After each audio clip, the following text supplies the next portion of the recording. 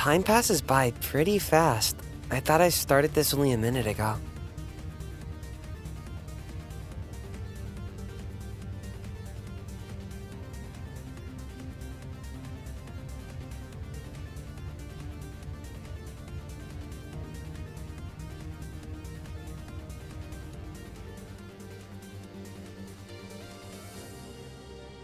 Trippy?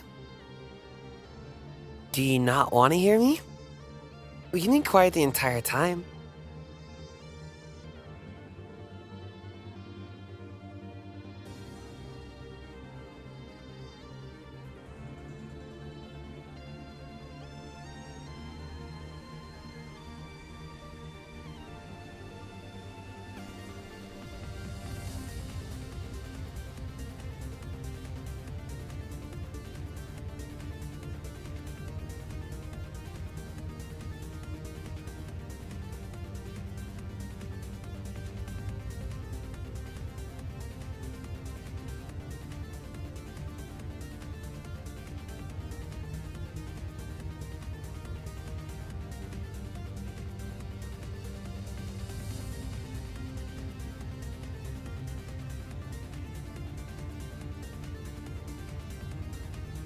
I don't think I am breaking new ground, right? Meow, meow. This work? Oh, also we have 2 options today. Hold on, though.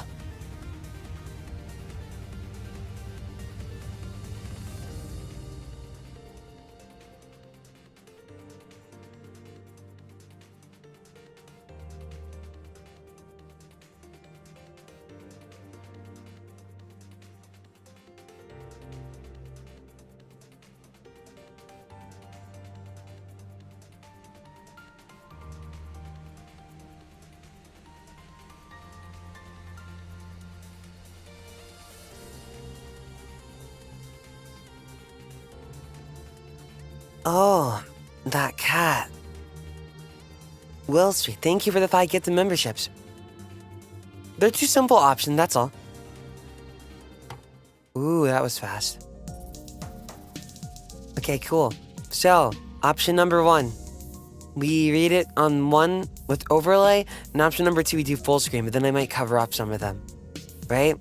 And hi, I'm Makina X Flayon, pilot of HOLOSTARS English Guild TEMPUS. Nice to see you again. There, my intro. So very proud. Hello! Today we're reading fanfiction today. Don't worry about it too much. I don't think I'd be able to get to all of them, and then they have still to get screened a bit, right? So there's that. I think we have at least 10 today, and then there was a couple submitted only a while ago, right? That's fine, we'll see what I can do. So yeah, there's the overlay. Hold on. Does this work still? Yeah, it does. Okay, good. This way. 1. And the author of this is... I'll go get it in a sec. And then we'll put the author at the top. Is that fine? Then there's the full screen option. And it's like this. Ooh. I think overlay will be good. I think it's only painful for you. Depending on what's being read.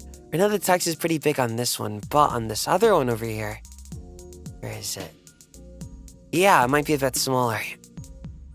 I think this might start with this one, actually. Too much light mode, that's what I was thinking. I don't like, what do you call it?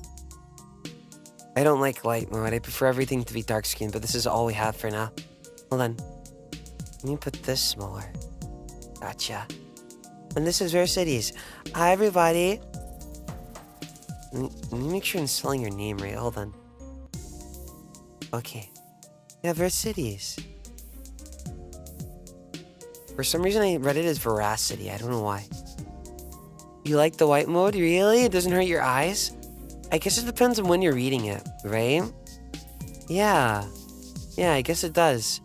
The dark read mode extension. We might be able to do that. Might be. I may get punished. We'll see. I'll have to check.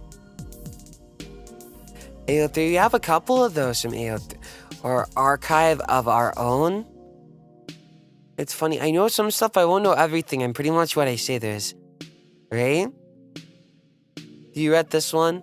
Oh, cool. Okay, but we have, let's see, I think at least 10 to go through, right? Not every one of them can be read, but I didn't put any rules because, let's see. 1, I wanted to collect it another way, and 2, first time, right? So we'll make it as we go, we'll see. I think mine pretty lax, right? So I don't really mind too much. As long as things aren't, like, strange, right? I know maybe that's hard for people to get, but I think everyone has a common sense version of strange, right? Like ketchup and milk and banana. That is strange, right? Yeah, there you go. Smoothie? Smoothies are...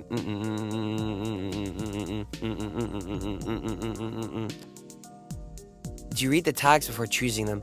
I read it a bit, but I also don't like spoiling myself. And number 2, these have been screened, so it would have to be something that's approved. So there's that. There's nothing really wrong with smoothies. That's fine. That's fine. We'll see what we can get through here today. Then we'll start. I don't have all the free freedom in the world, but I will do what I can. Thank you for waiting. I'm glad we're able to make this work, if anything. Yeah. Spend too much time on the internet, one can get used to. That is true. I guess in certain areas it'd be normal, but then if you go outside, people would find you weird, right? I guess that is true. What are smoothies? They're like, it's a collection of, you know what? It's yummy strawberry drink. Let's just call it like that. Any ships you're looking forward to. Are you asking me if there any material with me in a romantic relationship with anyone that I'm looking forward to? Not gonna work for me, of all people. That's the last thing on my mind. Although it's not something that I'm like, oh, evil. It is the last thing on my mind. I have more pressing concerns. Don't worry. I don't really want to think about it. Let's see. If it was like romantic and we were like trading tongue, I think I would ask first with them, whoever's being shipped, if they are okay with that first, and then we do it. So today's a pretty proper... Let's see. Safe reading. Please, bigger fish to fry. Yes. I have trauma to undo or to move on from. Flayon is just worried about how many fixed columns short. They're okay. I haven't really seen any like that. I think people are usually respectful of me in fics, and they're fan fictions, right? So I usually take things with a grain of salt, so it doesn't bother me too much. I feel like I must give out an entirely different impression. Or maybe that's what you guys want me to be like. It's just this. Okay. But today, we'll start with vercities, then we have like at least 9 more to go after this. Maybe short, maybe longer. I think I have some. Some of them are angsty, right? But that's good. More. Yum. Yum. Hi, everybody. I hope you had a good day, huh? And then let's see. Later on, we can probably try to get an extension. I'll have to check first before I get pain. What you miss? Nothing. We're just like talking and casually like discussing things, I guess. Or I'm rambling and people are listening to me, but they have no brain, so they love listening to me. And it's okay. I have no brain either. Looking forward to... Oh, thank you. Writers are very powerful, right? Artists of all kind don't really get appreciated. It's weird. It's weird. Even though they make up a lot of society and entertainment is so rooted in anything, there's so many artists with But I guess it's easier to criticize when you're not actively making it, right? That sort of thing. Or easier to look away from it. It's like even if you're on stage, if you ignore all the technical support they have in the back, or just the stage backhands, or even the, let's see, costume crew, they'll bite you in the ass. They will definitely bite you in the ass. Like I think I met someone once that was like, you're reading too into this scene. Their clothes do not determine the mood they have for the scene. But no, that's definitely a thing. That's definitely a thing. I don't think people get it though. I think, what was it before we start? It was like in the Spider-Man first movie. Yeah. I think he was wearing green. And then they made the Green Goblin wear red clothing. But they think about that stuff. Writing is hard. Even I can't figure out. I think I got advice to write from the endpoint and fill it up. My brain is too empty these days, but maybe that's the type of burnout I get. Also, welcome, Vercities. Oh my god, hi chat, I'm nervous. You're nervous, huh? Okay. Are you comfortable? Me having it up here the entire time? Up top, up left? Why is the door red? It depends on the medium you're looking for. Is spicy. I always say vercities. Hi. We won't bite. I will bite. I always bite. But you don't have to worry. Okay, hold on. Door. This one is called Don't Look For Me at Midnight by Vercities. See? So, red cities. Cool. You've read this one? Oh my god, you guys are more well-versed than I am. Okay, wait. I have the thing here. Go away. Let's read the summary real quick. Let me get into this. He passes by the rooms one by one, and Haka's room, at a glowing light from the tiny crevice that was open. Flayon decides to get a midnight snack, but when leaving, he realizes that there's something wrong with coming from the crow's nest. Okay. Haka's involved. Interesting. Perms? Shh. Okay. If it was perms, everything, I think I'd lose my mind. No more. I'm sick of it. Okay. Here, go away. Ooh. What's this?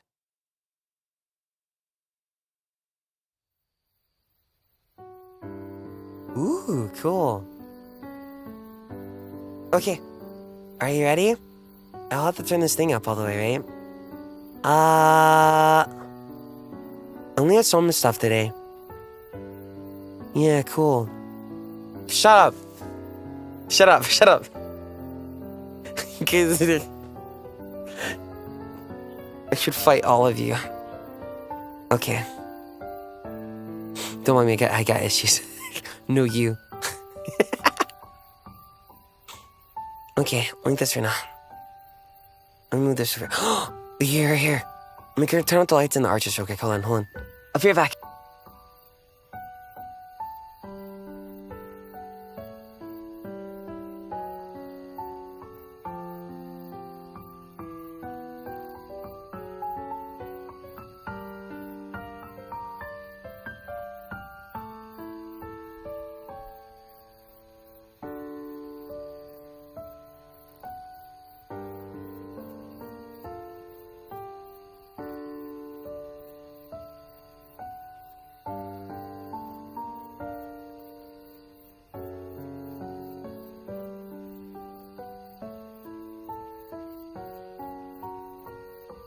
Okay, there we go. He hates us. Do you really think I hate any of you? Such a shame. Of course not.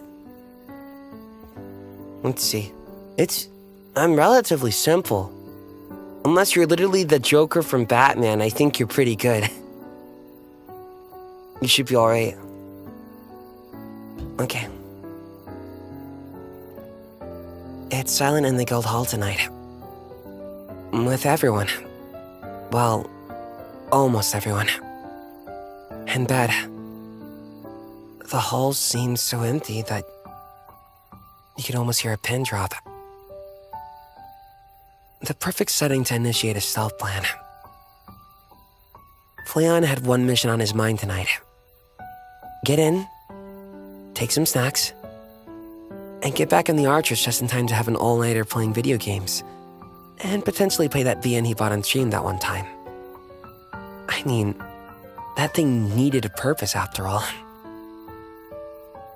The only thing that could be stopping him is if he was too tired to go on.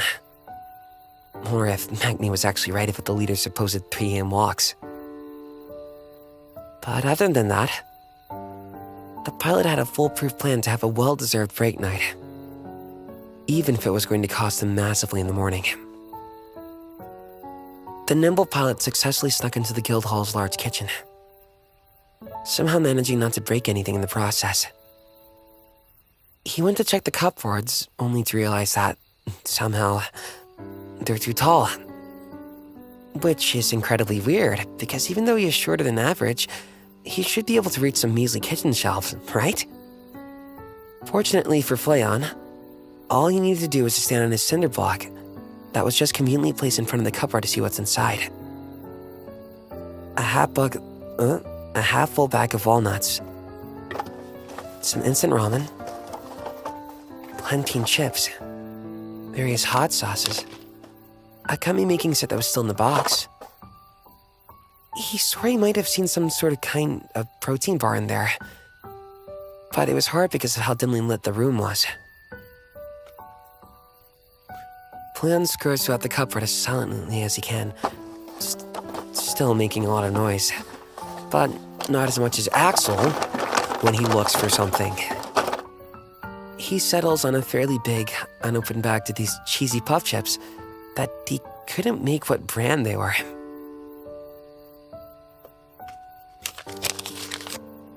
The pilot looks through the fridge, the cool air of the compartment hitting his face, humid from the warmth of the outside. There contained a huge turkey, its $15 price tag still in the wrapping, a small container holding a weird frozen rock with words in bold saying, "Magnes, do not touch," and a folded piece of paper with 3 sides that said, "Axel, this is the space for when Noct buys us pizza. Don't fill it up. Love ya. Altair." And some leftovers from dinner on Thursday. Flayon grabbed 4 cans of brisk, probably belonging to Bettel, and went on his way. It seemed fairly hard to carry everything on him at once.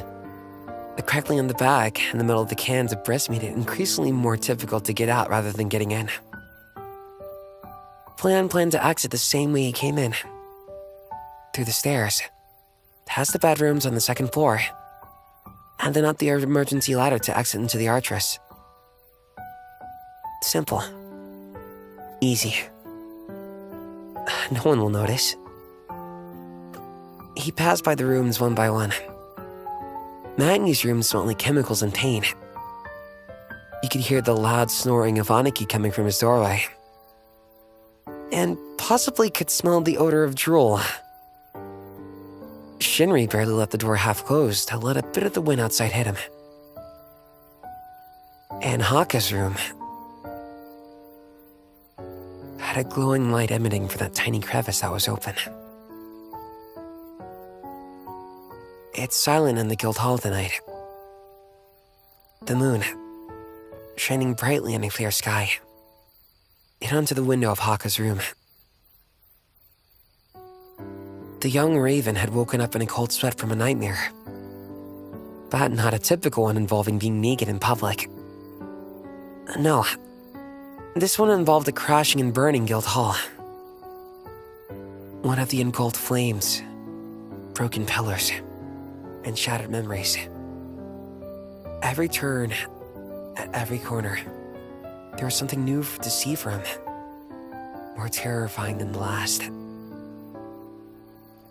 To his left, a blurry figure of a man lying on the floor about to be engulfed in flames. Ooh.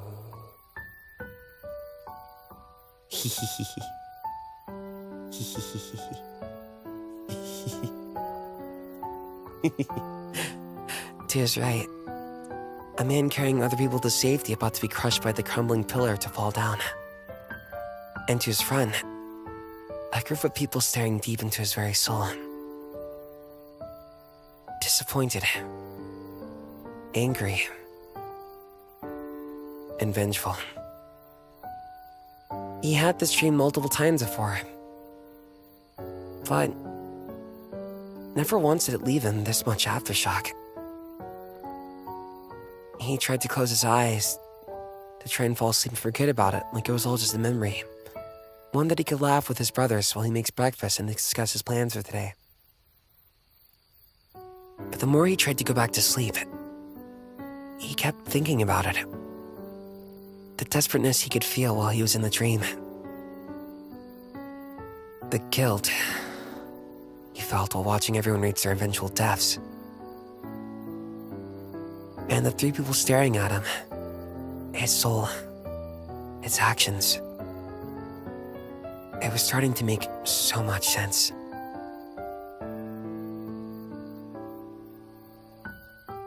Is his fate his own? Will this vision be the way he dies? No. He can't believe it. His brothers love him as much as he did. Yet, they didn't know the full extent of what the records of corruption can do to Haka. He didn't want to hurt his beloved guildmates, willingly or not. He would rather eat shit than die than knowing that he ruined the lives of people that he cares about the most. He can't accept the world where he had the blood of the people he loved on his hands. Suddenly, a sharp pain peaked in his left arm. Not the kind you would get if you had a cramp, or if you had an open wound. No. This one was the worst.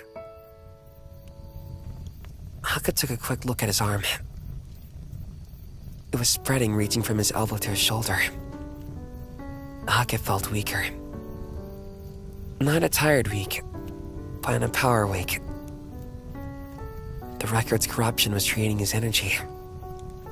He tried to stumble his way to the closest mirror to look at himself, knocking down a few objects in the process. The young bird, tired, yet restless, took a good look at the damage. It's Taz's arm. Shit. Quickly taking off the shirt, he looked at the mirror again to look at the real damage.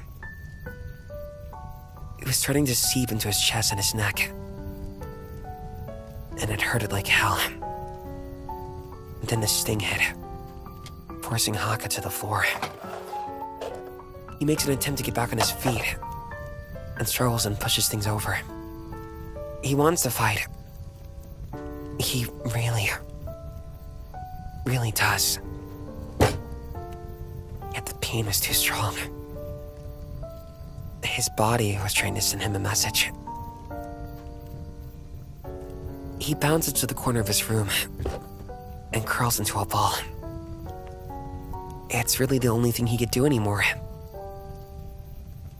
Then shortly after,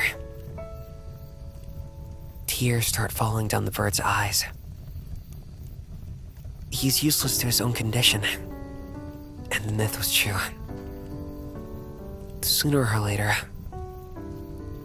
once everyone wakes up, they'll find out about the real damage the record's corruption can do to a human being. With the pain throbbing through the left half of his body, he thinks, why would someone like him be allowed in a place like this when he's only a ticking time bomb of mass destruction? Why did they hire someone who would only cause them more pain in the future? Why must he hurt more people? Why him of all people must suffer this unfair fate? All of these questions, yet no God had All of these questions, yet no God had any answer left for him. Ooh, cute. A creak is heard. A door opens.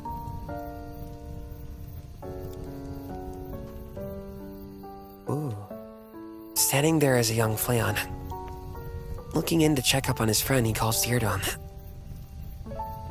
The room looked like a mess. 100 of things were shattered and messed up in the process, it seems. Scratches on the walls and furniture.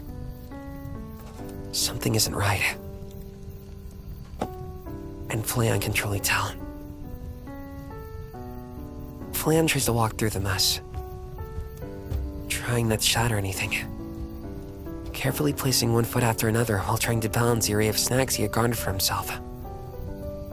One arm holding the bag of cheesy chips, and his tail holding the numerous cans of brisk. He tries to call for him. Haka. He mutters up. Haka, you okay? It's me, Flayon. Nothing comes back to him. He makes a turn from his bed to finally see the man who did the mess. Haka's left hand is covered in the record's corruption, only just starting to reach up to his face. His veins glowing a sharp violet, and his left eye's flare fully blackened. This was not the man that Flayon knew as a brother to him. All that was left in the night is an injured, damaged raven, sitting from the corner of his nest, fighting a losing battle. Dude, what the hell? Flayon asks. Are you okay? Do you need help? I can wake up Magni to see if he can make a potion. No, Flayon. Haka responds weakly. Don't let them look for me. This is how you're all going to die. And there's nothing I can do about it. Shortly after, Haka starts sobbing. He didn't want Flayon to find him like this. He always saw him as an older, slightly more level-headed brother to him. And now he's crying. He's weak in front of him. Suddenly, he feels something lie against his good shoulder and looks to his side. It's Flayon, clinging on to Haka like it's the end of the world. I'm not gonna let you die like that, man, Flayon responds. I don't know what the fuck you got going on, but I'm gonna stick with you. You're like the jelly to my peanut butter or something. Forget that was cringe, but you get my point. He was right. That line was really cringe. But he was right nonetheless. He should have known that Flayon would stick by his side no matter what. He was absolutely insane for managing to stay by his side for so long. Yet, that's what makes Flayon himself. Are you calling me cringe? Haka starts to calm down a little bit as Flayon continues to push himself onto him. Eventually, he would put his arm across his shoulder and pull him closer to him. Flayon looked up in surprise. His corruption started slowly shrinking. He's becoming more calm. Flayon grabs one of the cans of breast stolen from the kitchen and hands one to Haka. You want some? Flayon asks, putting the lukewarm can close to his face. Sure, Haka says softly as he grabs the can with his hand. His hand, still tense, feels a small yet sharp pain while crossing into the sides of the can. He opens it and takes a small sip out of it. It's just like regular iced tea, except a bit more sweet than usual. I guess that's what you get for a hugely popular brand such as Brisk. It's gotten louder in the guild hall. The noise of the ruckus has filled the hall's night with just a bit more excitement, even if it's not very good excitement. And now as the night goes on, the two boys ended up talking with each other, having endless banter which made the last few moments before that feel like it didn't exist. A creak is heard. A door opens. A man walks through the door. The light behind him as bright as a smile. Haka, Shinri says while he's opening the door. Rise and shine. Leader says he. He takes a good look at the room around him, and ruckus is created. Shinri swoops in trying his best to see if he's okay. Yet, he's greeted to something much better. A sleeping Haka, and next to him is sleeping Flayon. Brisk cans all over the ground, and a bag of open cheesy chips are on Flayon's lap. He wanted to lecture them so bad about the ethics of good sleep, but it seems like they had a good time, so who is he to judge? Shinri pats Haka on the head softly enough so that he wouldn't wake up. Then Flayon, and leaves the room. leaving them to their own devices. It's finally silent.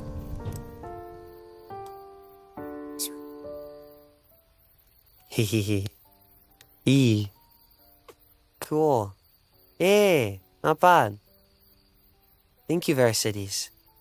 How do you feel about it? I won't question anything. Oh, here, you're advertising yourself? Sure. Are you comfortable with that? With me doing him? I didn't know I can do this. No one knew. Are you still on fire? Or are you questioning it? Shh. Shh. Shh. Okay, what's this? Had a midnight thought about this and it turned into a fic for funsies. I don't know what else to put. That's a vibe, isn't it? Yeah, sure? Okay. Did you know that Raven's Paradigm is available on all platforms? Dies. I'll kill you. Oh, not yet anyways. That sounds weird. I wouldn't kill you. Okay, hold on, let me go get that real quick, okay?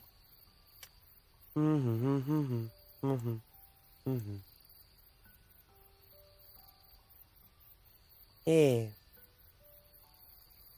1, 2, 3, 4. Okay, thank you for the fic. How do you feel about it? Do you like him? Did you guys like him? Pretty good, right? Let's see, what's one thing I really liked here? Let me go off. Oh, sorry. This fell harder. Where is it? Here. There you go. A creak is heard, a door opens. You said that earlier. I like that. Yeah, nice. Nice use of repetition there. You're using it to your advantage. Very nice job. Yeah, cute. Brisk hands. I hope you're taller than me, by the way.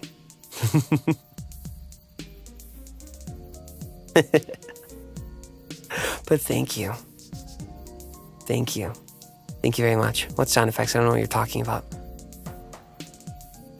Thank you. I like it. I like all types of fanfics. This is very good. I hope you liked it. Let's see. Are there only fanfics I wouldn't like?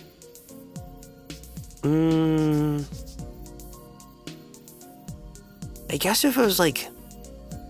What's the only thing I don't like in any type of fiction or writing?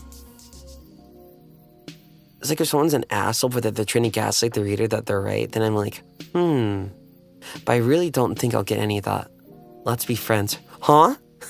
Impossible. You want to be friends with me? Very nice art too with the I'm gonna say vercities, I don't know why. Vercities, thank you. Thank you.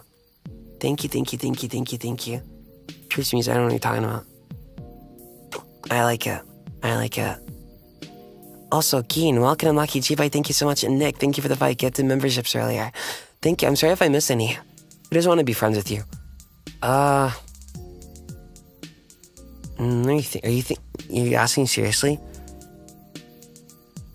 It had to be someone with low patience.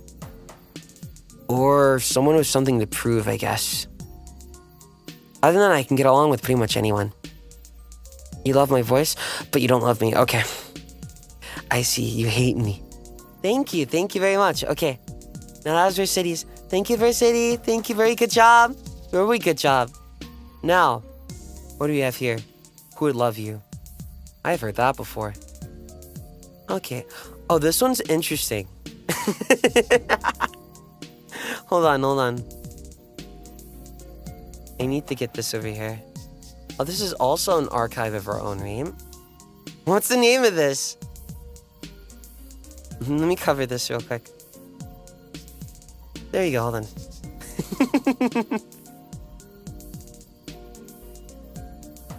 Okay, let me get the right thing for this one. Hold on.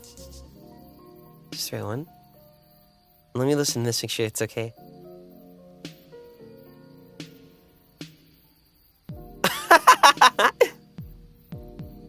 This next one is from, I think, fairdollii, right? Hold on.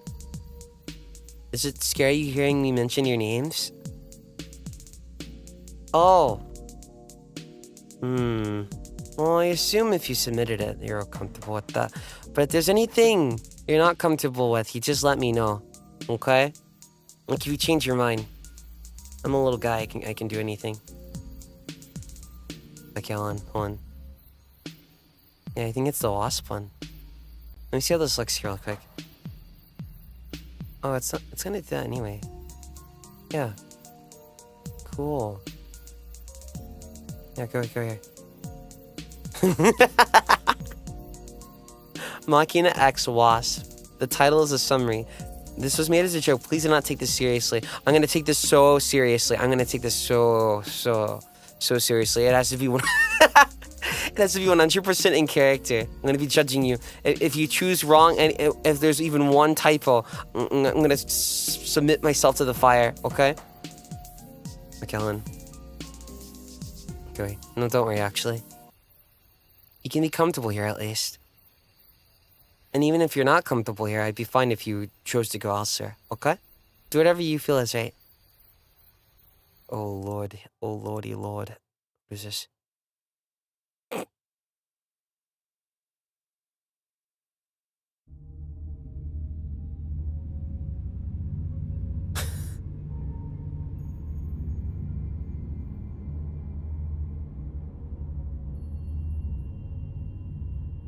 What is this? Ignore everything though, we're gonna read now. Makina X Wasp, literally. Bzz, bzz, bzz, bzz. Oh, Flayon. The giant humanoid wasp attached a leg to Flayon's thigh, gently stroking it. Flay squeaked, obviously startled by the action. Boss. The wasp giggled, amused by his reaction. Hey, you know the deal. Marriage first, Flayon murmurs, pouting as he spoke. Boss. But I just can't help it. The wasp carefully whispered into Flayon's ear, as its grip on Flay's thigh got slightly tighter. Oh yeah? Okay.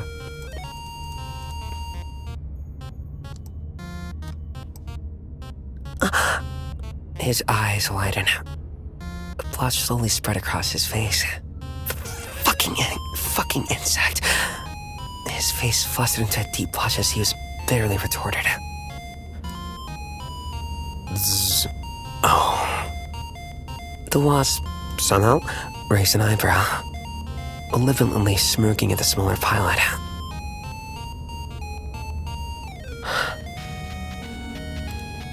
What have I got myself into, Flayon thought, furrowing his brows. God damn it, why is it kind of attractive? The pilot thought, before he realized he was thinking about a literal wasp in that manner. Oh wait, that's a wasp. I know I'm attracted to weird things, but this... And this has to be the one that I'm not. There was a moment of silence before they both look into each other's eyes. Something clicks within Flayon. Something that words can't really define. The space between them slowly closes as the abnormally large wasp latches on Flayon's cheek and leans in for a sweet kiss. It's the sound of the wasp sharing a passionate and sweet kiss with Flay. As they exchange the touch of their lips, they embrace each other, somehow knowing what the other party wants and feels. It happened. I did it. I successfully kissed the wasp. And a somewhat humanoid one at that, but hey, it's still a win, right? I did say marriage first, but I couldn't help it. That wasp is too damn sexy. The way its wings flutter, its gigantic structure and build, and fuck, that stinger. Is that a mama? Is that its dick?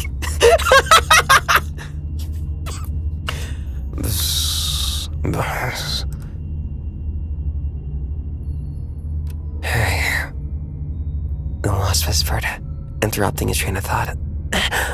What's up? Flayon responded, slowly getting out of his daze.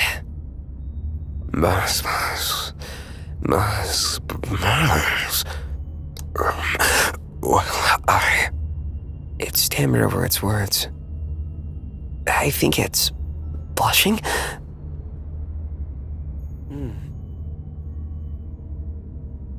Kinda hard to tell. Cute, Flay thought. Wait, that's a wasp. It can't be that bad, can it? Flay laughs wearily. Why so embarrassed? You know, you started this, silly. He said as he shot the wasp with snarky look. Holy fuck, this is in character. I give you points for that. I give you points for that. There you go, this is in character. Only a fool would think I'm just like, ugh. Okay.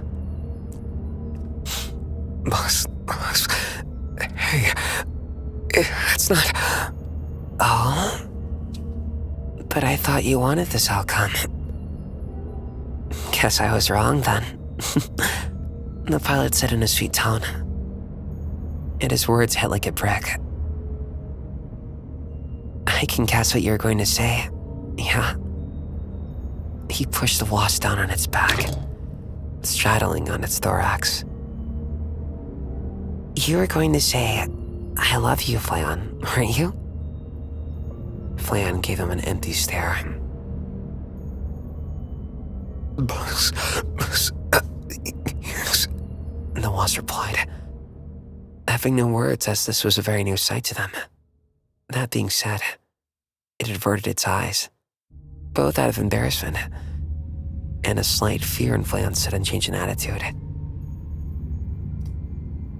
Hey, pay attention, the smaller boy said, lightly smacking the wasp in the face. You know, you are kind of cute, but unluckily for you, I'm not nice. You hate this? What do you mean you made it? He paused for a moment. But hey, I appreciate your boldness. Touching my thigh, the first thing. How perverted it. He giggled softly. You're just so cute. It almost makes me pity you. He smirked as he spoke. It's okay though. I love everything about you. The insect dryly rasped, losing grasp of all meaning during this moment. It didn't know what to say or do. All it could do is just listen to Frey's frantic monologue. I return your love, dearest wasp. Let's get along really well now, okay? Flayon asked, not really leaving much of a choice though. Boss. Okay. The wasp spoke deadpan, all life sucked out of its voice. Great! We'll be together forever! He exclaimed happily. A love-struck grin climbs his face.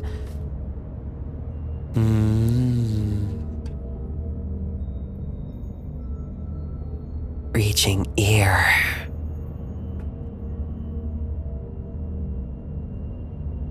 To ear.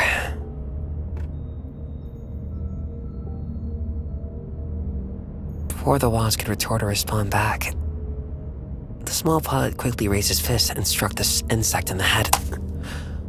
Blood and various other liquids and juices trickled down his clenched hand. The wasp's remains splattered all over his face, across his clothes. He wiped the splatter off his face, smiling at the sight of the insect's blood staining his hands. Flay murmured as he walked out of the room and traversed down the guild hall. Notes.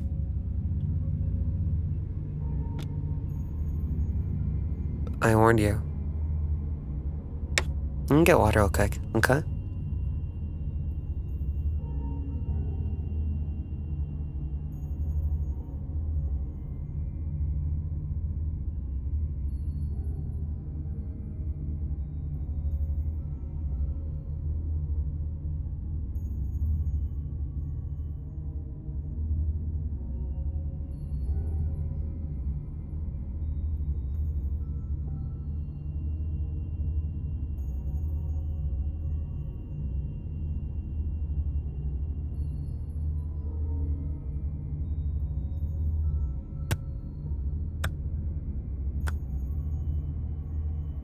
Thank you for the fanfic, Dolly.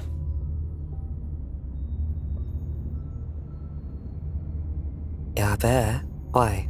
Thank you, Echo, for the super chat.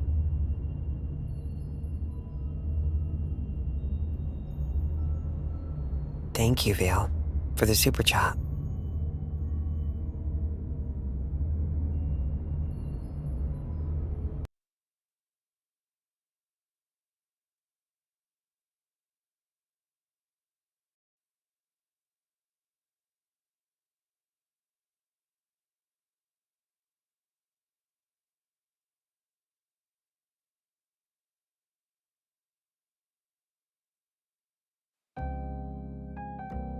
Okay, so that was a Fear Dolly. Thank you so much. Thank you, thank you, thank you, thank you, thank you. If you'd like to read it, I can get it. Okay. No, that one's totally in character. Thank you. Thank you for representing. Thank you, thank you, thank you. I appreciate the power dynamic. I see that you can see the truth. Thank you very much. Here, Crown, thank you for the 10 gifted. Thank you, thank you, thank you, thank you, thank you. Teaser, welcome to Maki Bite. Thank you. Incredible. You liked them? That was the second one. Yeah. That was beyond in character. That was reality. Okay? Thank you very much. Thank you. Okay, let's see what's next. We have, ooh. A high school AU, I think? Let me get it real quick, okay?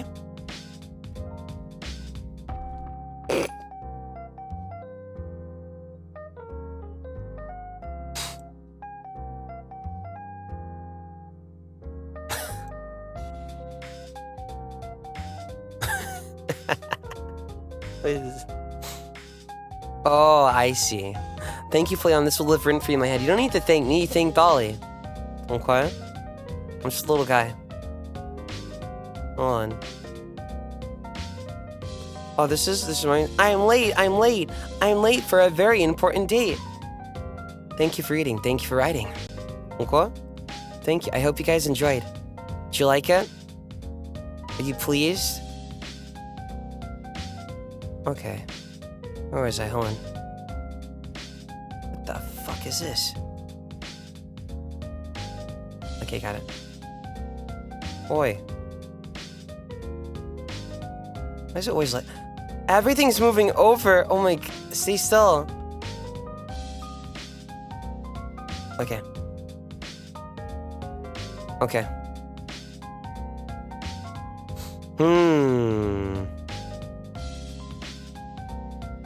It is breaking apart. It'll be fixed in a sec. Slide to the right.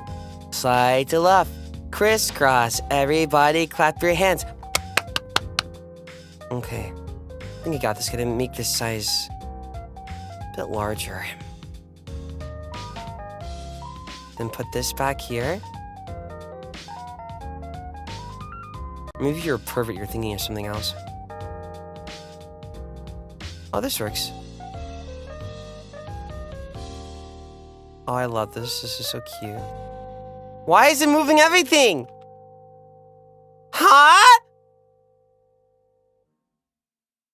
Fuck off. Okay, okay. Okay. This one is by, let me change this name. Coelancanthribs. Cool. It's okay, I don't know how to pronounce anything. I think people get that by now. Okay.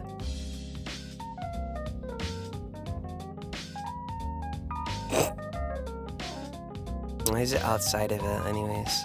I have to move this entire... There we go.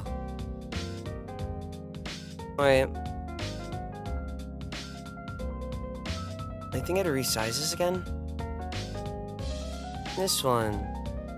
Yeah. Got good stuff here, right? What's that? Like here. Okay. Okay. Oi, why does it keep doing this? It's stuck. Okay. Like this. How are we gonna make this? I need to make it smaller, right? Now they'll work like this, okay. I'm late! I burst out of my small apartment, running via my giant mecha artress. Toast is in my mouth. My name is Makina X Flora. I'm 18,432 years old, a high schooler at TEMPUS. My horoscope is Gemini, I love strawberry milkshakes, and I'm in the track club. Oh, that's accurate. It's my first day as a second year. I got held back a few thousand years, so what? I'm already running late. I tighten the ribbons around the hair. I rip out the hair and become bald to make sure that they look extra super cute. Today was the opening ceremony, so I want to look as good as possible. And then maybe a certain senpai will look my way. Can't do this? Weak. I'm just kidding, do what you want. Rubbing my hands together like a fly. Yaku senpai. He's the coolest. Here. I've always admired him, but I was too shy to talk to him all this year for sure. It's a bit too... Hold on, let me move this over. I don't know why this one's like this in particular. There you go. Hey! Watch out! I heard a scream below and looked down. An Ikemen! Oh no! He simmered all over my mecha foot! Translator's note. Ikemen is Hadi McToddy in Japanese. Looks like I hit him with that cute little archer channel thingy about Yaku. How embarrassing! I jump out of the suit to see his remains and apologize to his corpse. But he was alive! Are you daijoubu? I hold his broken hands. Just a minute. Are you Vista? I take a broader look. It really is him! Oh my god! His purple school uniform. His white hairs are dipped in colored sugar. His coos teens. Oh my gosh! Come in the sorry Forbes. Are you also running late? Flayon, what the fuck is happening? Why are you talking like that? I blink confused. Flayon? Sorry, Beetlekin. I'm not sure what you mean. I'm your classmate, Flora. I think you hit your head weird. Let me help you. I pick him up gently because I'm a little soft high schooler and throw him into my artress. But I do him a little too hard. My arms accidentally flung him out of orbit. Oh no! I'm so sorry, Betsy. I'll find you after school. Just hold your breath, okay? I love my Tomodachi Barakun, but I want to make it in time for school. Valor from Umineko. I make it to the school gate when I see PE teacher Shinri Sensei checking out our uniforms. He's so nice. I always see him frying up fish for lunch. Sensei, Ohio. Gozaimasu. I wave my hand to say hello. Good morning. I completely forgot to get out of my mech and accidentally fired a laser instead of waving hi. It's just not my morning. I step out of my suit and quickly run towards the school building. Sorry, Shinri Sensei. I would help you out of trouble, but I love Yaku and I love cover, and they're giving us school seats today. All hear is muffled screaming. But I think it's okay. I finally make it to the opening ceremony where my best Anonymachi, Haley Flocka Banging Songa, is waiting for me. Jeez, Flora. Wait much? Come in, Haley-chan! I was totally late. Oof. My baka alarm clock didn't wake me up. It's Daijobu, she says back. Your beloved CEO is all about to talk. We love him. I look at my heart going...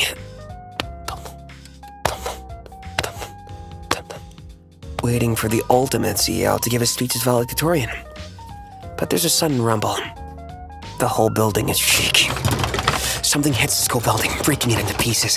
The whole thing starts to light on fire, and there are people running around.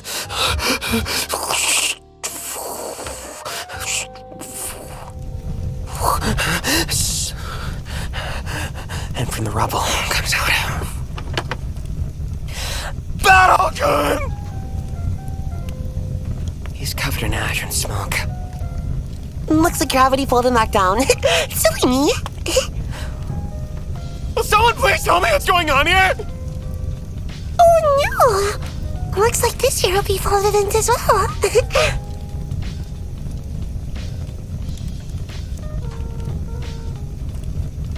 My leg! Okay.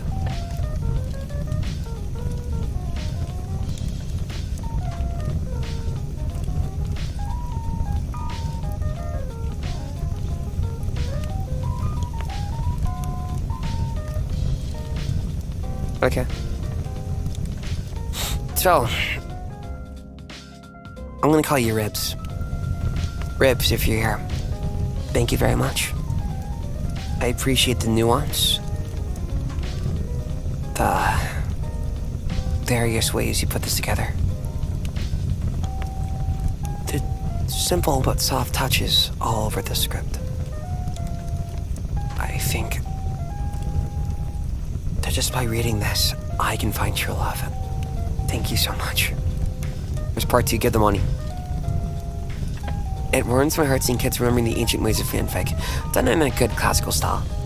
Indeed, everyone does a good job, right? Okay. Thank you. And the Oscar goes to Ribs. Thank you so far, thank you, Vercities. Thank you, Dolly. Thank you, Ribs. Your name's making me hungry, though. Okay. Hold on. And the next one. Huh? Do I have this one up already? Oh, not technically. Okay, let me grab this. This one's by Anonymachi. An anonymous maniac. And maybe just have similar names. I would not know. I've not looked yet. Okay. Let me fix this real here. Quick. Change that. Hang on. Monkey. Okay.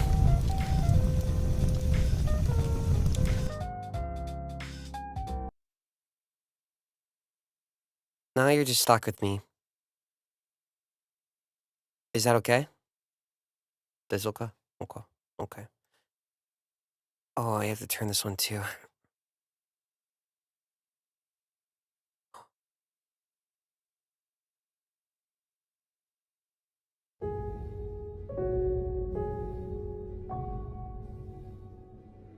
Does this work?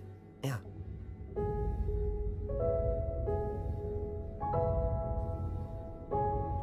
Untitled. Have you found the body yet? A voice asked as buildings crumbled behind them. Nothing was left of this village, as a combination of dust and rocks tossed around in the wind. The sky filled with a deep maroon color. Everything seemed to have been lost. A search party was sent on the site since they reported the sudden attack. It has been over 24 hours since then. The head in charge replied in exhaustion. I haven't seen anything after we lost connection with Granny.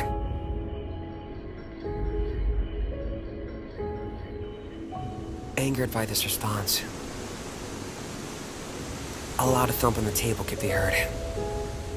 How could this happen? It was just a mission! A simple mission to deliver the... Missions just were being sent left and right. But it was to no avail. No one could find Red. What are we going to do? What are we going to do without Red? Amber shouted, almost beginning to lose all hope. If this outcome of seeing the beast, how are we even going to defeat this monster? Wait. There is another way. don't mean... There was also... another. In this village, there lived two twins, born happy in bliss. But they would soon pay for their sins. Sins not of their own, but ones on someone they held dear. It will surely be shown, for it wasn't sincere. The town that they saw as a paradise was only to be revealed as their demise. For you see, they wanted a sacrifice. Flash to a city far, far away. He was dressed in all in red. A red coat similar to a tailcoat that floated in the wind as if it were a cape. Hair like the crimson sun. A short cut with black ombre tips. He was the one. The one to stop it all. To stop the beast. The eight-tails cat. However, he wasn't alone. He had a sibling, the one they called Red. Red was just like him. Birthday, June 5th. And height being around 166 centimeters, 540, 5455. You might be wondering, if he is called Red, what of our Red? Unknown to him, our Red is the only Red. The Red they know is the Red who is dead. Our Red spends his days living his life. He goes by a different name here, and no one can ever harm him. Not that village. Not the Eight Tails. Not even the men in blue could get to him. Here he lives his days in peace just as he wished. If he so desired. With the snap of his fingers. His enemies could be eliminated right then and there. Turned to dust. Dusted. Unbeknownst to him, however, was that they had been searching. Ever since the incident at the village, they never stopped searching. The search team, also known as the Akatsuki, were looking for him. The Akatsuki consist of a group of rogue fighting gamers. Their goal? To obtain the power of the beast. But in order to do so, they need Red.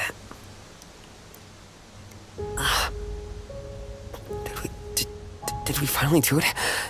Did we finally find Red? A member exclaimed as they stared at the red blinking dot on the map. Overfilled with joy, the Akatsuki member jumped in excitement. They must be a good boy. With this, we can finally put an end to the beast. We can finally have what is rightfully ours. I must inform everyone. However, before the crew member could even finish that sentence, Red appeared behind him.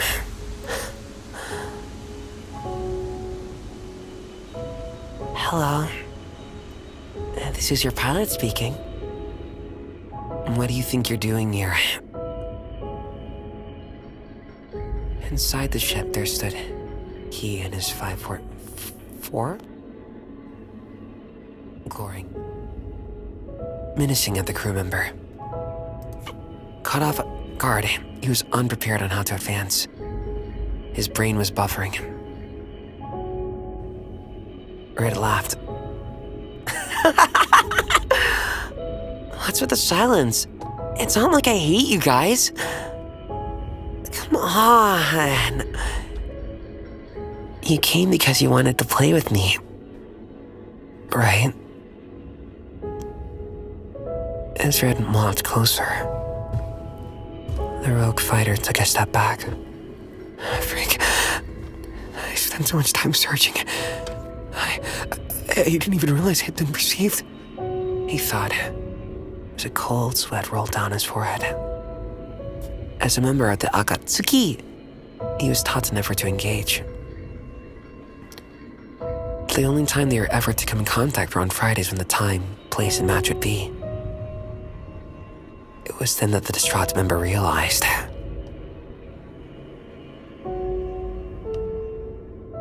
It was Friday.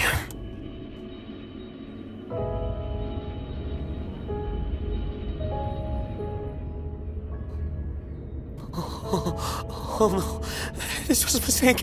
I didn't mean to. I would really.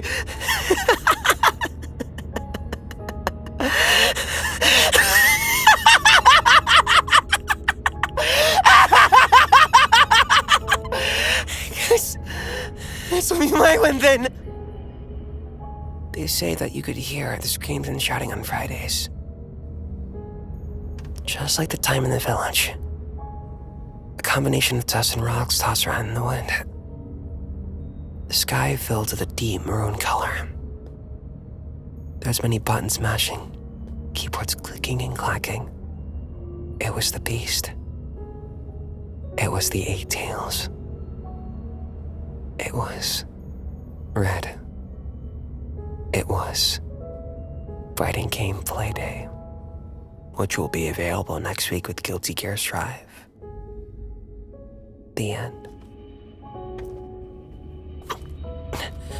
Okay. Thank you, Anonymachi. I'm gonna squeeze your cheeks, your little cheeks. Would you be okay with that? Would you be okay being perceived? This will happen one day. One day I will have a fighting game play day and I will beat up everyone that joins and there will not be one loss. You'll see it coming. Yeah, you like that? Good. Good. Good. Good, good, good, good. Not too bad. If this is the advertisement, there are a lot more people to fight with me. Thank you, Anonymachi. Very beautiful, poetic way of writing. Impressive. You know how to keep people right around your fingertips. I also like that you didn't, immediately, tell everything. You let people think. Good job. Good job, good job, good job. My expectations for Fix are way too high. Yeah? Pretty good, huh? You got some good stuff today. Okay. Can they rate my wedding vows? Are you getting married? That's cute. That's cute. Get a good photographer. Clap, clap, clap. I hope you enjoyed. Go to sleep. Go to sleep.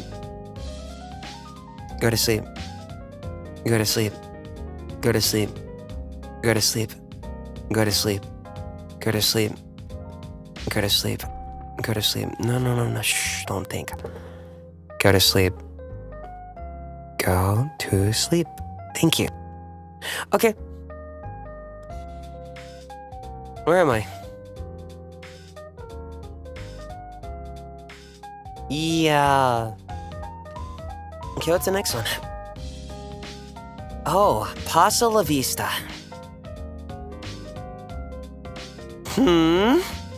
What's the content of this? How interesting. Okay, let me put this here. How I am. Ready evening, go to sleep right now. I'll knock you out. No, let me just are you guys enjoying this so far? Thank you for coming to the fanfiction. I've been very tired lately. Right? So I'm grateful you guys give me your love. Thank you, Postgog. Pasa la vista. Could probably do this. Hold on. Yeah, we should do this from now on. You're pretty cool. Thank you. I'm pretty chill. Thank you for doing this. I couldn't do this without everyone submitting it. I'm only one piece of the puzzle. Yeah? It's like when I have viewer match streams. I can only do it because of everyone coming to play. Thank you. Go to sleep. Okay. Oh. Oh, what's this? Bro's taste is questionable. Yeah? You know I'm right.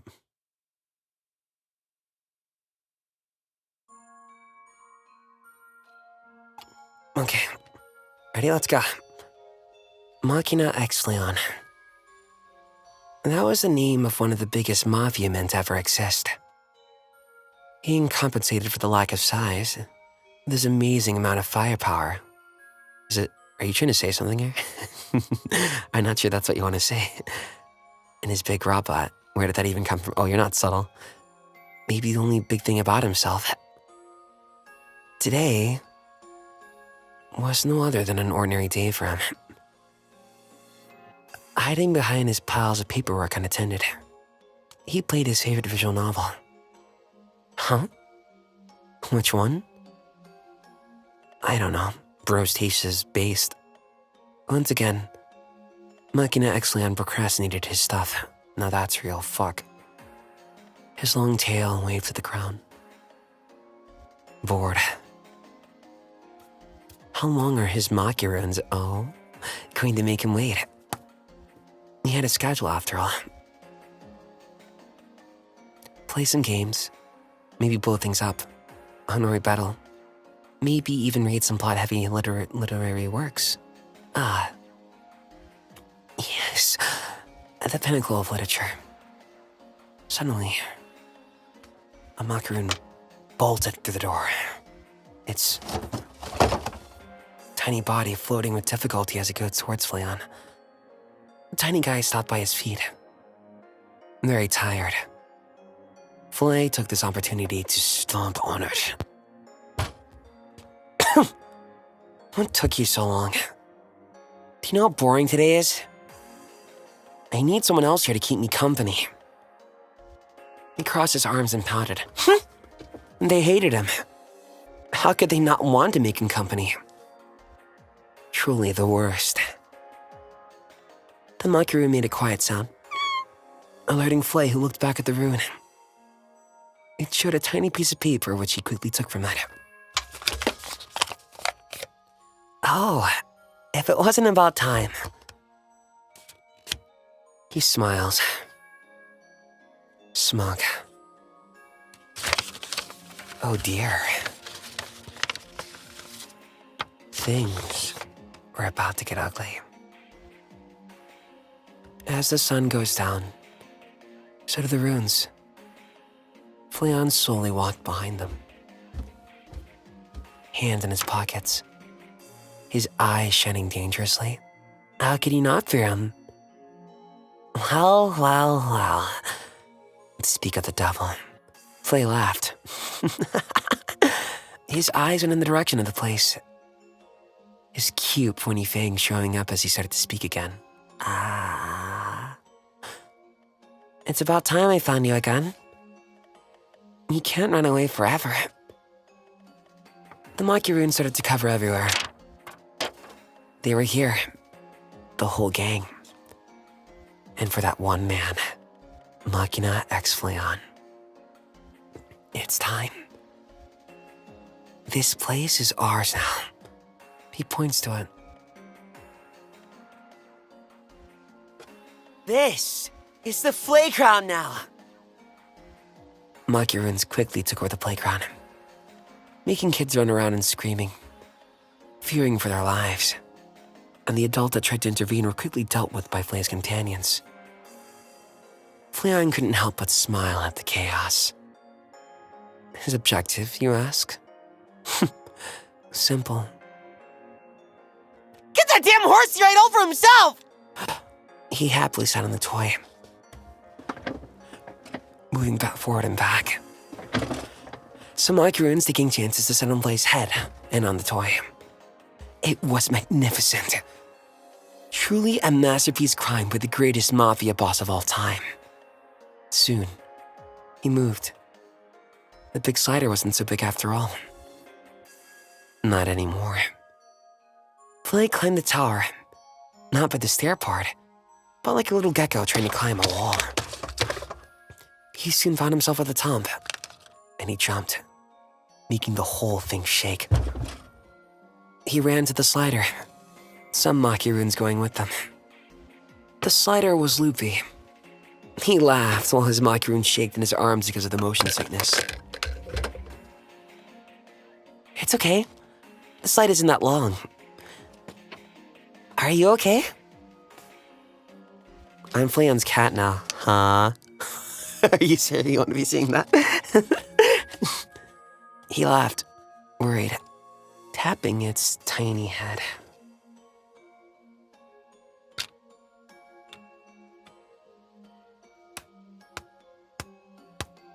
The pinkish and shy macaroon came back to their senses a bit after that.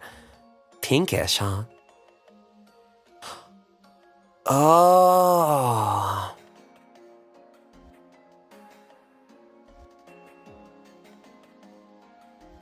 I see. Flayon ran after it, as if playing tag. What was a friendly little game became violent very quickly. God knows how. When or why he got a baseball bat that he started chasing after the ruins while laughing maniacally, smashing whatever was in the way. He also got bored as quickly as he got that thing from. Anyway, he threw the bat towards the seesaw, walking towards the seesaw. He sat on it, waiting for the macaroon to sit on the other side. One came by, and then another, and then another. Flayon was still at the ground level. Oh, come on, I'm not that heavy, am I? He clicked his tongue, resting on the seesaw handle. The macaroon struggled as more came by to help the others. And soon, a pile of small red armored blobs were stacked by the other side. They unanimously decided to jump and pressure the side down. Bad idea. Flayon went flying like a paper plane, almost falling face down in the sand if it wasn't for the macaroon that grabbed him over the collar. Flayon remembers how to breathe again, as the macaroon lets him down safely. It nods at his face softly. He closed his eyes as he grabbed the rune by his hands. I'm okay. I'm okay. He smiles. The rune bolts right up, happy. It cuddles against his face for a second before Flay stopping it. Do you want a reward? The macaroon's eyes lit up. Its little monitor lit up and showed some hearts. You want a kiss? Sure. The rune closes their eyes, blushing in the monitor. Flayon just smiles. He quickly pulls out a gun and shoots the macaroon in the face. As the black goop started to flood the floor, the man turned his back to the playground. Grabbing his blazer and putting it on his shoulders, he whistles, calling the attention of the macaroons, gesturing to go home. He laughs under his breath, looking at the now fully healed macaroon. As if.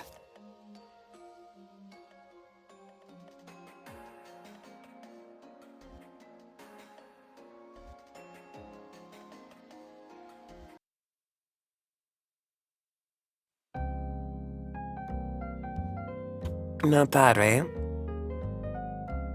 Who said that rune was them? What the fuck? You're messaging each other using like Skype right now. And you're like,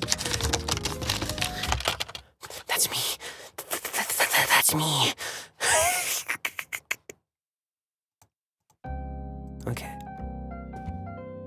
Okay.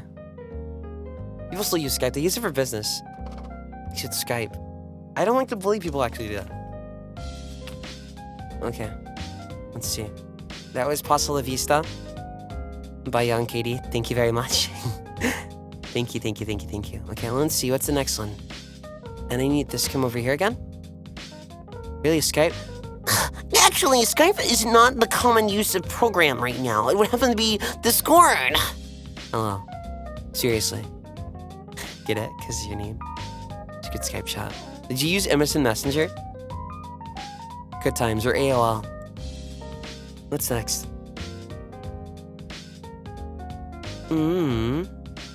My manager called this one cute. Interesting. By melpomene. What? Here. Let's put this here. Also, I think I missed membership. Thank you. Also, Francis? These fics are fun and reading them double sets. It makes...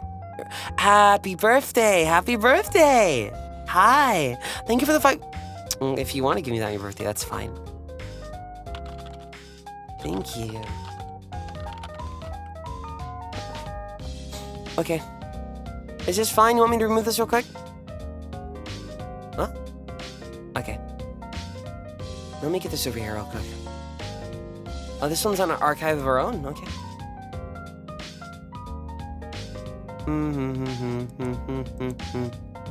Happy birthday. Thank you for the 5 gifted and the super chat. Thank you for the gifted earlier, everybody. How's this looking?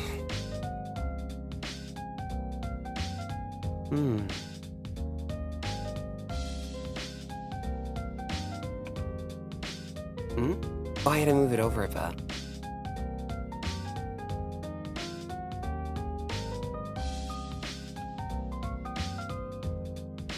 Okay, I see. This reminds me of Closers. Do you guys play that, by the way? Maybe I should play it one day. I need to ask for it, though. I want to play... Hold on. Is it still going, by the way?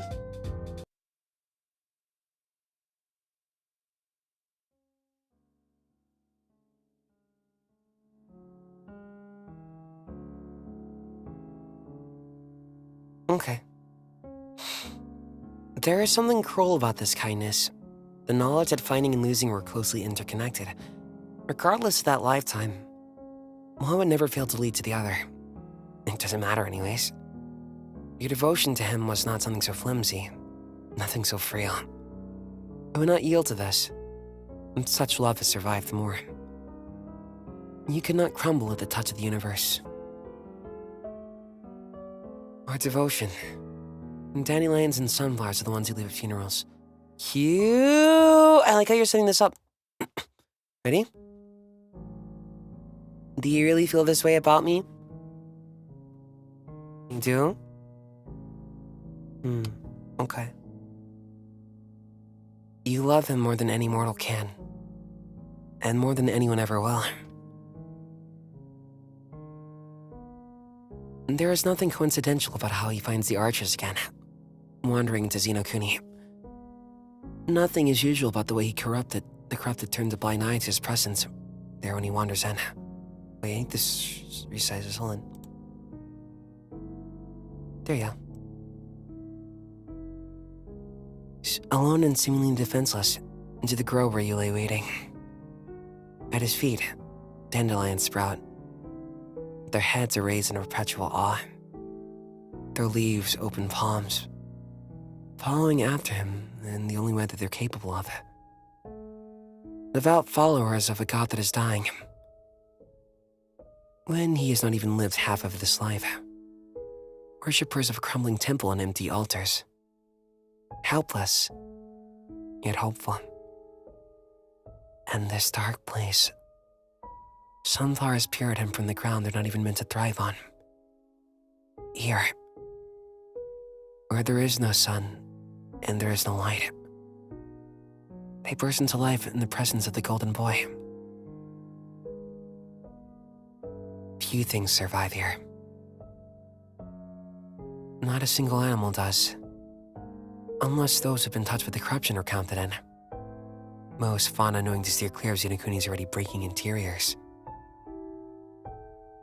First the forest. Next, it would be the city. But that time is not coming soon. He had time. Not much of it. But he had time. They all did. Such goes their fates. He navigates his way around with ease, gently brushing out the weepy branches in his way. It doesn't take much of the forest to go along with his wishes. Trees hunch over when he asks, masking his presence and reciting themselves to service without much fuss. They whisper amongst themselves, and the rolling wind, old titles falling from the leaves as they rustle.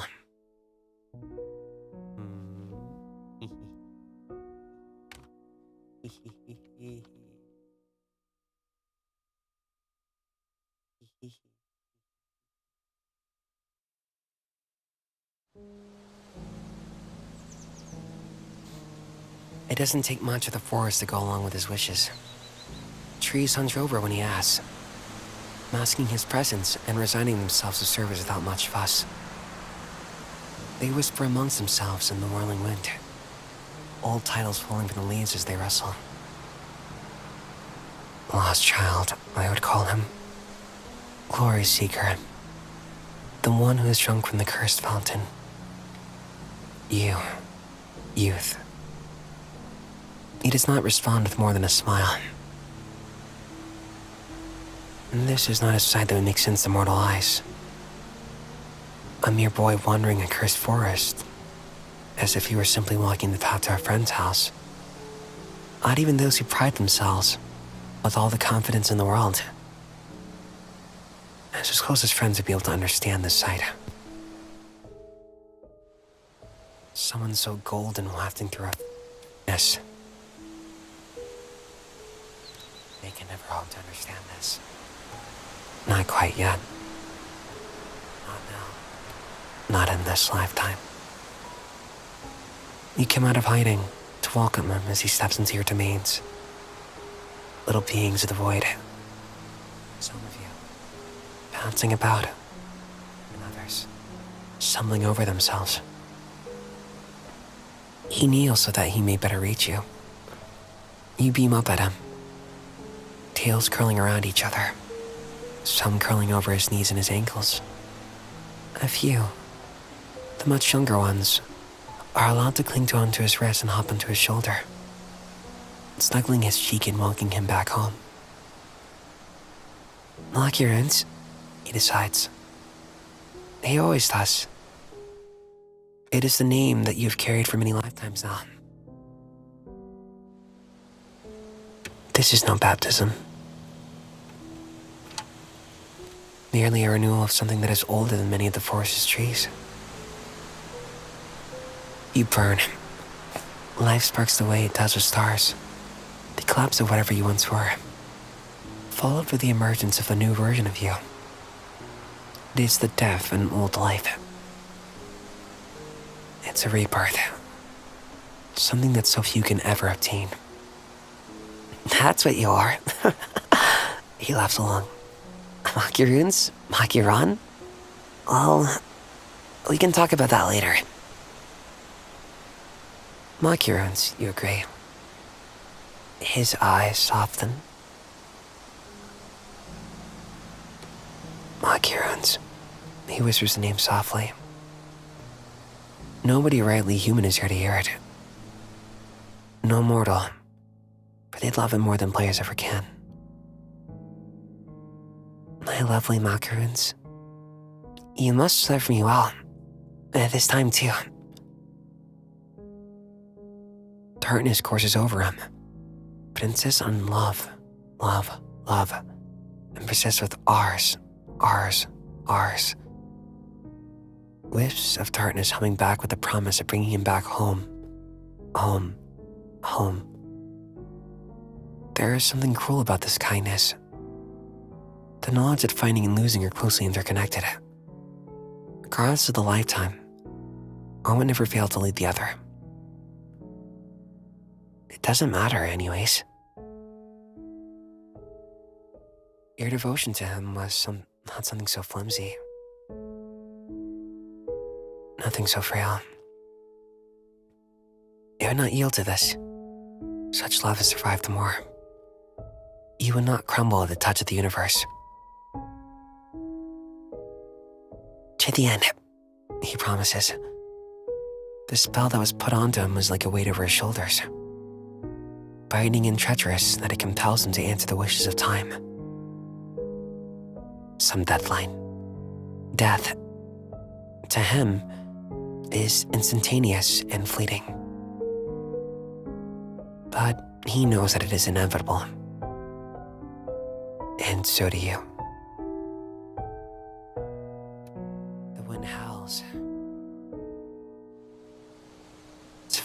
dealt a nasty blow. The flowers bristle at the statement, angry, though not quite at him, never towards him. They're already grieving for something that is yet to even be as. Dandelions and sunflowers no more. Funeral flowers in the place of their blooms. It's a silent protest at the determined end. The grass hunches over as the breeze passes. Respective heads bowed and dismayed in mourning. Even the trees are weepy for a moment. Still, they affirm with the answer that they give back to him in turn. It is warm. It is peaceful. It's a promise that they would protect him once he had lost his life. Or lives. To this cursed world.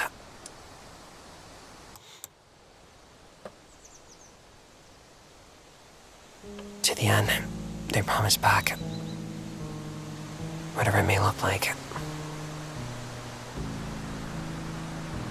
This oath, too, is nothing new. Renewal, rebirth. Promises from one cursed existence to another that will come to fruition no matter how desperately fate asks them to stop. I have to go get them. Vettel is waiting outside the forest too. He picks a handful of you up. Red hair bright through no sunlight is able to slip through the dense foliage. What say you? Wanna come with me? Yes, you tell him. As you would to any request that he poses. We'll go, as you would anywhere. So long as it's him asking. And so, you follow him out. Some of you in his arms.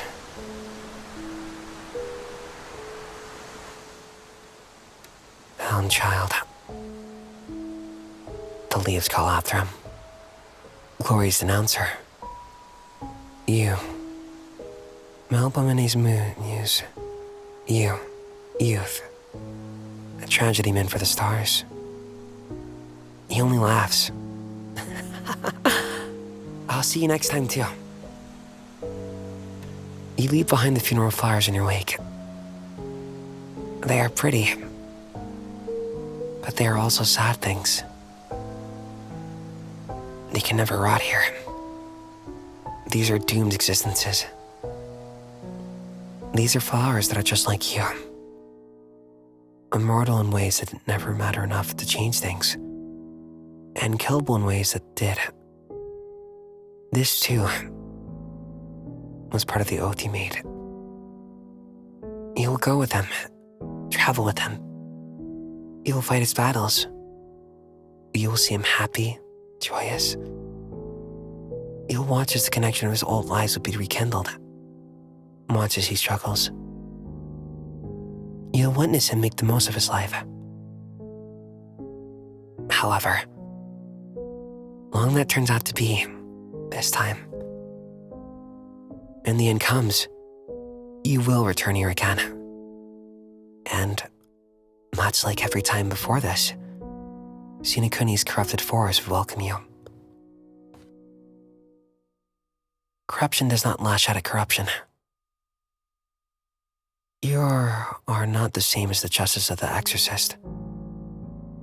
Not a quarter as honorable as that archer. Nor would you ever be as good as that cursed jester. None of you wanted to be, anyways. None of you would be. And the larger scheme of things, Maki ruins are neither the universes nor TEMPUS. At your core, you are his. You are Flayon's. You are only as you are named. And you are his. Next time, it would be you carrying his body, cradling him in your arms like something precious. During that next time, there will be no bloom of dandelions and sunflowers guiding the path. And you will wait for it to begin all over again. After all, You love him more than any mortal can. And more than anyone ever will.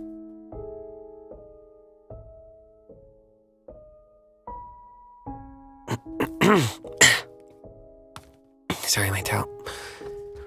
Notes. I had free time today. Shocking. This is an indulgent little something for the ruins. I love these little guys. We're so totally the phase Elysium, and I'm pushing that propaganda. You can do nothing to stop me, at least until our canon lore is ironed out. We all have lore, don't we? Even you have your own lore. Submitted this into FANFIC after a little editing, though I probably won't make it to the stream. Regardless as to it gets read or not, please remember to tweet your fix writers, your fandoms creatives, in general your artists, your cosplayers, your cover makers. Give them love. I'm assuming their name is V? Thank you, V. Very nice. Keep in mind these are, nice kudos. These are fan fictions, so it's submitted by fans. So, let's focus on praise. Yeah, right? But don't worry, whatever you think is valid too, but just keep that in mind, okay? Link, I can get that for you. Hold on.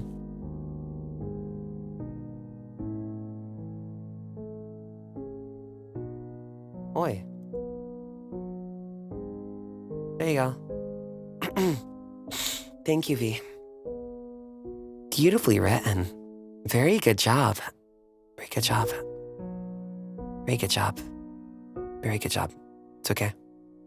I want to thank everyone for submitting these today. I know these are very stressful. I don't really have any rules for today. Don't worry. Don't worry. Don't worry. Everyone's okay. Just take care, okay? That's all. And then we're going to learn to iron everything out. So like rules about what to submit, what I can submit. Probably can't submit like full on smut. So sorry if you wanted to see that. Wait, that's like the only way you could get like a moan out of me. Because it's like, moan. No. Moan for art. Yeah. Right? It's the art, bro. Okay. You feel it? Maybe I'm just that way. Thank you. Didn't you moan in the horse stream? For art. For art. For art. For art. Membership. What the fuck are you talking about? Bonk. What the fuck? I have the new emotes ready. I think, or soon. Okay, let me get this. Thank you. Melpomene. V, I assume. I'm guessing. Everyone doing okay? You comfortable? Don't worry. I'm chill. Okay, good. Good. If you're comfy, I'm comfy. And yes, I don't hate you. Let me see. What's the next one? Nosedive. I apologize to the first 3 authors because for some reason I didn't think of doing this. There you go. This one's called Nosedive. Let me get this real quick. Took a lot of liberties with lore, namely, death counter. I haven't died. Here. Or have I? Who knows? I think about that. But I like to imagine like dreams are like different realities that you are like in. Right? Writers make up the backbone of a lot of... All your greatest stories are from writers. 13 Sentinels is from one very powerful writer. What can you say, right? Okay. Art controls the world. It's born from the heart. I guess that's why Vesper said, this thing that makes life worth living is art. There's so many forms. Okay. Nosedive by HeartContainer.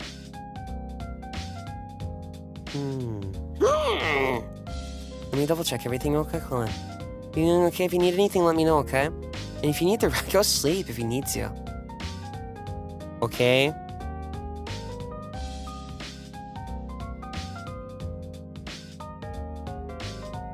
Sleep. If you need to, anyways. Okay? Good. Let me make sure I have everything here. Thank you for doing this stream. It means the world to writers have their stories read. I love to read them more if they're okay with that. The only time I get stressed out, like I got a bit stressed out before the stream. Because it was like, I don't know, because I'm like, am I going to do this justice? Do you not want us to watch your stream? I don't want you to watch my stream if you're putting your health at risk or if you want to do something else. You should just go do whatever you want. Right? So don't worry. So even if you're like, Flayon, I'm not going to watch you again. I'm like, okay. That's what makes you happy, right? So take care.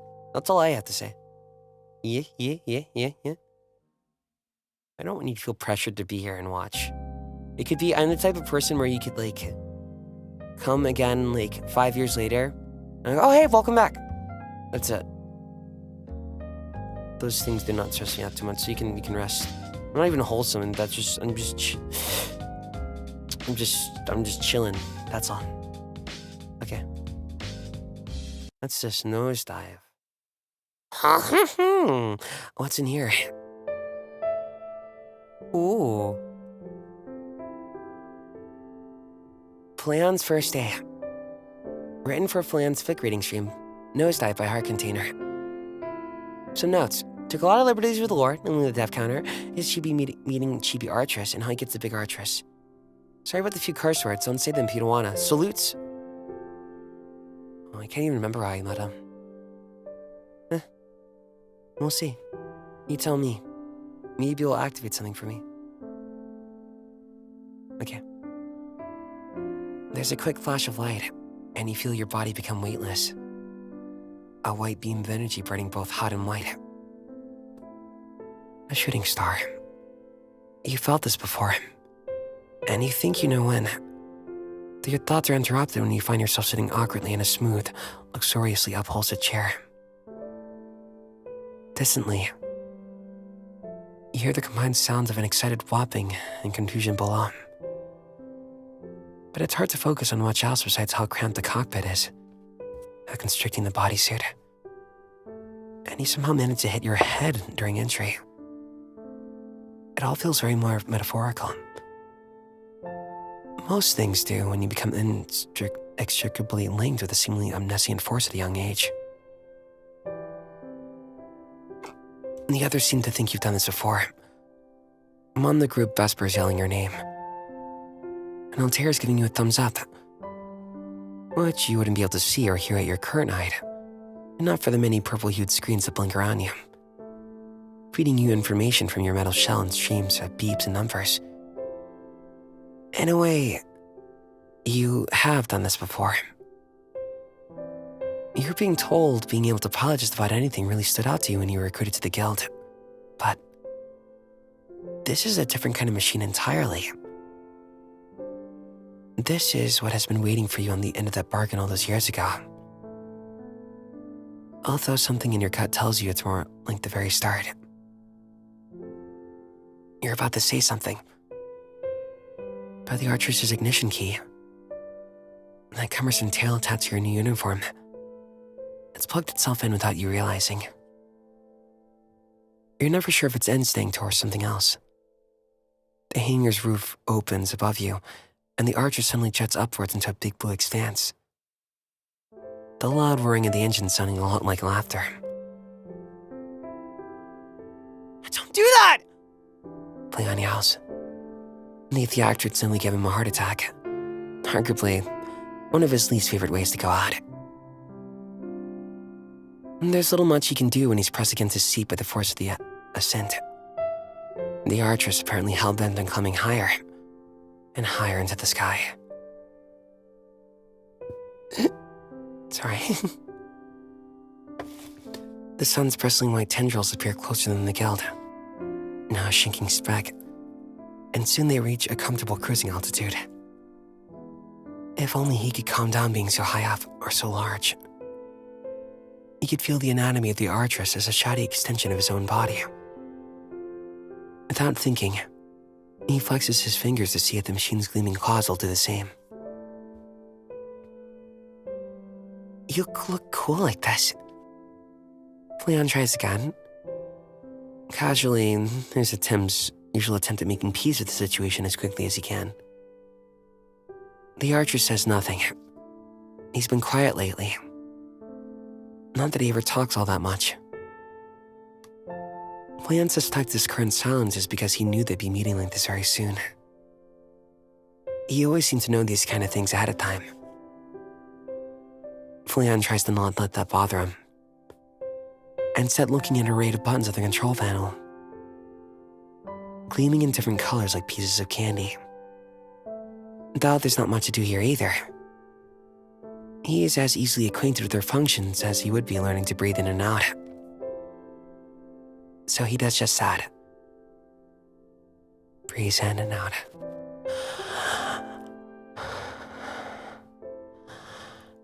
And the sky is never ending.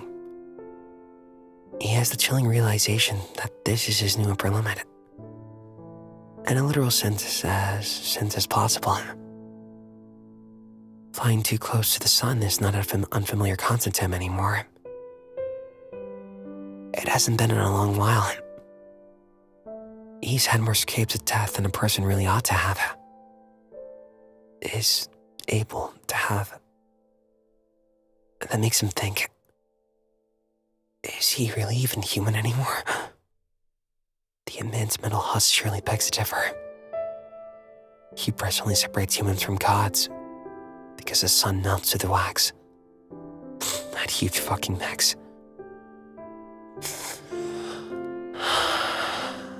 Out. You're starting to panic. Oh, so now you want to talk to me? Flayon retorts.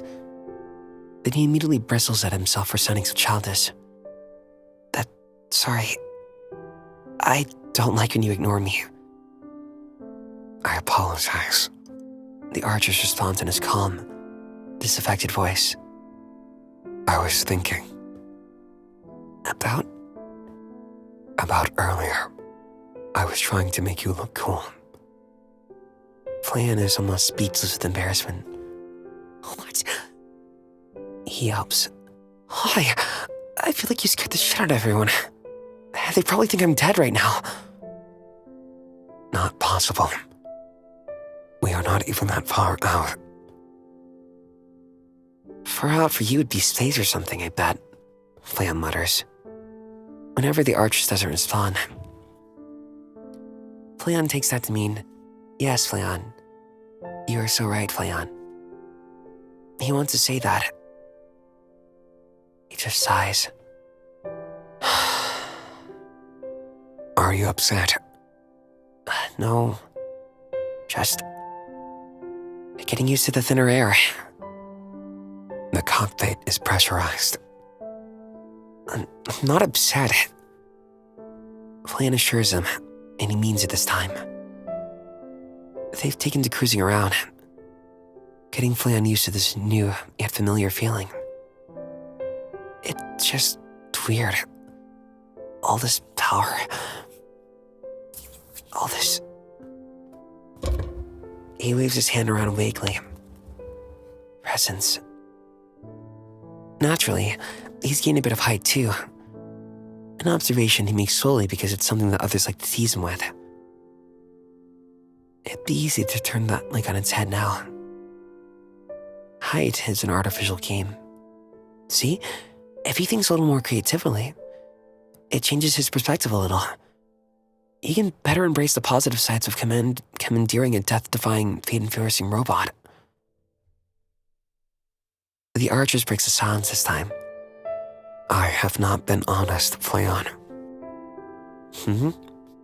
How so? Flayon asks. I don't think lying is something you're really capable of, right? Earlier, I was also trying to look cool in front of you. Huh? Flayon sputters. You have not seen me like this before. Right. He's not sure where this is going. The archer continues. Usually, I am much smaller. Less weaponry. If you find that important, I was unsure what you would think. Admittedly, the archer mostly comes across as less of a being with a soul than it does a sort of disembodied consciousness, inhabiting a bite-sized metal creature. hence Flayon's tendency to view him as stern, if not a bit unfeeling. Then occasionally there are moments like this, where the art just feels a bit too human. Honestly, I was a bit worried that you were going to prank me, Flayon says eventually. Having not been totally honest himself, isn't that the truth? There's still stuff I gotta work on. Like, you'd suddenly start spiraling towards the ground and swoop out the very last second. Why would I do that? I don't know, Flayon yells. I have issues. The art just makes another low sound like he did earlier, like laughter.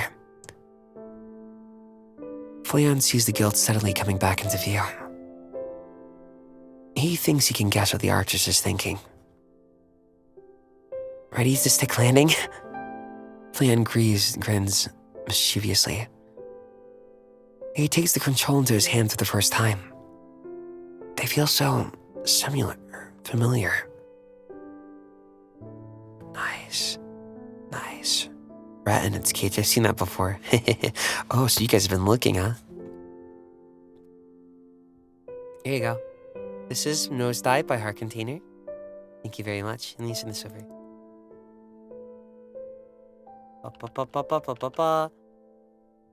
So, you like it? Not bad, right?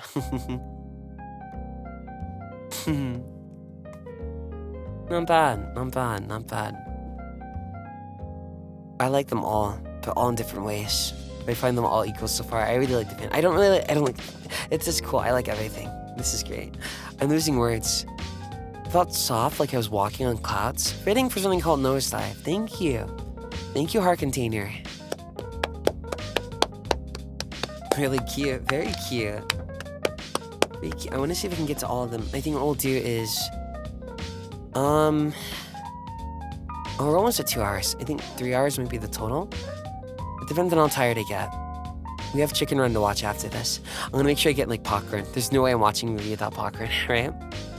Yeah, very nice, right? Hold on, let me get something else up. Okay. Hold on. Where is it? Next one is... Spark in the Snow by Nerdwolf. Feeling comfortable today? You can? If you gotta rest or go anywhere, go ahead. Don't worry about it. Okay? These streams are like watching TV. You wouldn't apologize to the person over the TV that you're late, right? So there you go. If you want to apologize to be polite, you can. But if it's just me, you don't need to worry about it too much. Okay? Pat. Do whatever you need to. Okay. Let me pull this one open.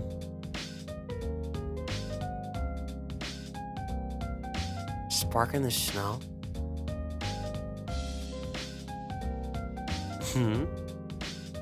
Don't worry about it. I'm reading the beginning of this right. Don't worry about it. Think about it. Could you write your friend in character? That's something to think about, right? Okay. Hold on. No. Spark in the Snow by Nerdwolf. Flavors involved, Haka and Flayon.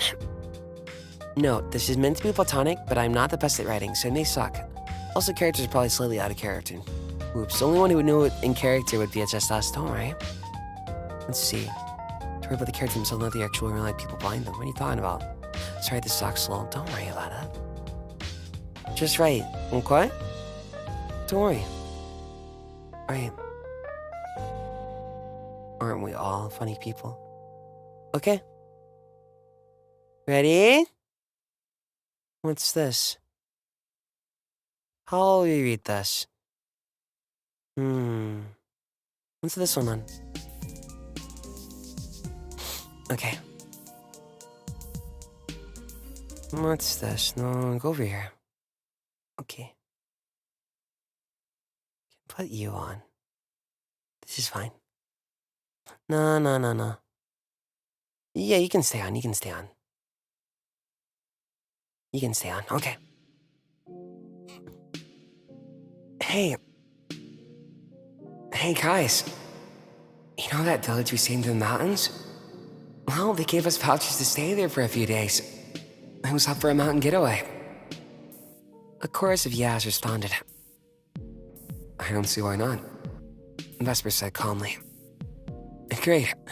Remember to pack warmly. The place we're going to is quite snowy and cold. TEMPUS just had a fun time.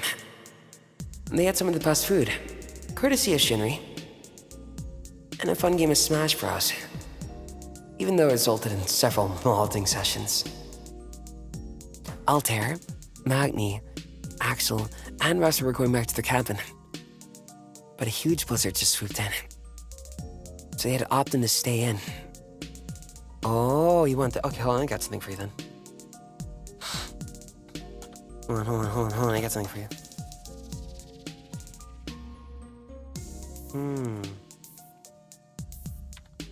Having a good time? Good. That's all we asked for. Good, perfect.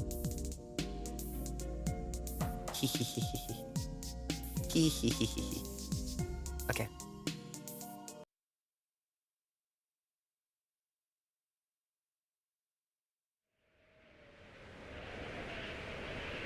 Don't worry, okay? Everyone's fine. Everyone's fine.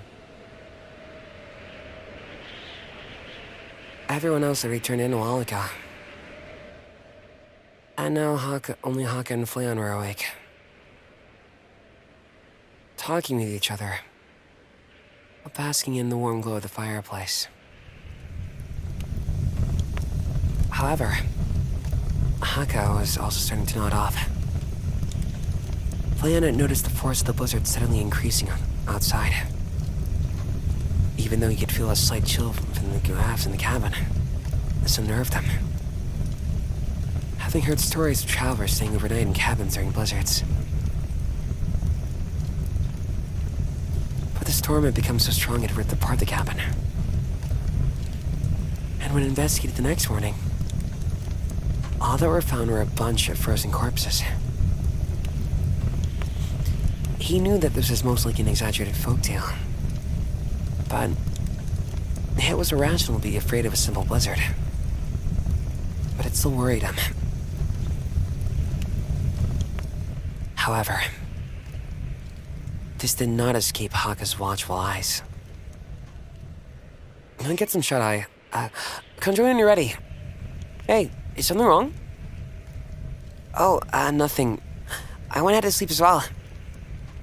Are you scared of the outside or something, dude? Yeah, it's a storm outside. What? Why are you scared? There's nothing out there. You've been watching too many of those scary movies with cannibal winter monsters or cabins in the woods infested with serial killers. Besides, there's something out there. Hi, the coolest and cutest exorcist unit couldn't even protect you. Also, the other boys are here to help. No. I'm scared of the blizzard itself. It seems super violent. There's nothing to worry about. We're sheltered in this warm cabin. Not fighting for our lives out there. No, but what if the power goes out? The storm freezes and knocks over the power lines, and then the power goes out. And then the force of the cold storm turns us all into ice sculptures. I can already feel the chill throughout the walls. Who knows how much worse it could be? Dude, no worries. And that happens, we have a nice roaring fire, plenty of wood. Piles and piles of warm, snuggly blankets. He would say that. And I guess we also have each other as well. Besides, if something truly went wrong, any of the other TEMPUS boys would be able to help us out. Okay, how about this? You can come and lay next to me, and if you're worried about the cold, I mean, sharing body is a good suggestion to stave off the cold, no? Don't worry. It is actually really good to do that. I'll help keep you safe. I mean, we are all parts of TEMPUS, and I always help keep my boys safe. You know what? Okay, I'll take you up on that offer. both lay down on the spare bed. I thought I kept pulling Flayon close, wrapping his body around him. Flayon realized that a hug his body radiated a lovely warmth I haven't hugged someone in a while, which was only amplified due to the copious amounts of covers they were cocooned over. And with the crackle of the fire, and the soft snores, and the grunts of the sleeping Tempest boys, during the roar of the storm outside, Flayon finally dozed off, safe and sound within Haga's grasp.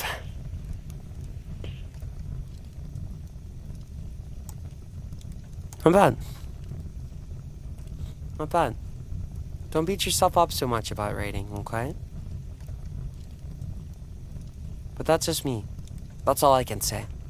I don't know you, and I don't know everyone's life, so if you really don't like something, that's okay too. But it's okay.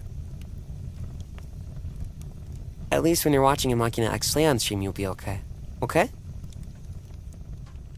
Writing is not easy. Okay? Nice. Nice. Okay. Thank you, Nerdwolf. Okay, let me see. I have a couple left. Of the main ones, anyway.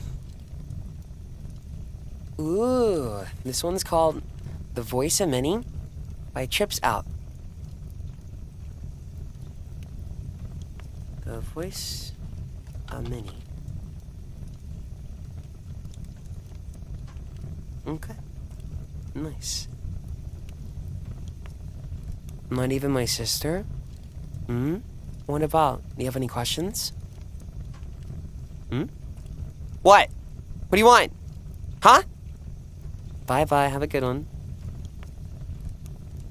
An onsen. You want me to burn you more? Hugs. No. No. That's difficult for her too. How's your day been, Flay? Hmm? Mine? Chill. Chill. Wanna get stuff done, but I'm also just chilling. That's how it's been. Okay, alrighty, we have one more thing, but that's about it. Gotta watch my sugar intake, that's all. No hugs? Hugs can be difficult, right? Eepy? Nor, we gotta get ready for chicken run. Yum, yum, yum, yum, yum, yum, yum. Writing is very difficult, so thank you to everyone here today. Drawing art is difficult. Are you diabetic? No. It's just called loss prevention, right? You want to watch out for how much sugar you consume. An anonymous submission method? I've been trying to get that. We will see. We will see. We will see. Also, thank you. Welcome to Monkey Bite. Welcome, Lizard. It's like... I'm trying to do a lot of things. Even in the Q&A, I wanted that anonymous if people wanted to ask. Right? We will see. I'm always asking for stuff. If you can think it, I probably already tried. Okay. I'm careful we can do it in this way, but I prefer a way that would make it easier for everyone. Authors? Yeah, ask them. Here, let me get water real quick. Blah, blah. Where's that? Okay, here you go. Shake, shake, shake, shake, shake.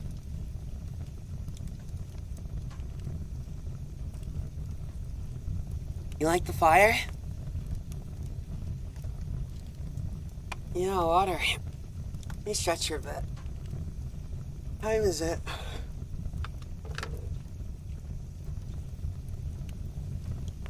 We can make this a multiple thing. Would you like a stream like this again where I read them? Would you be comfortable with that? It might be easier this way, because having, like, let's see. Writing my own stuff can be difficult. Especially for memberships. Yes, please. Aren't you excited?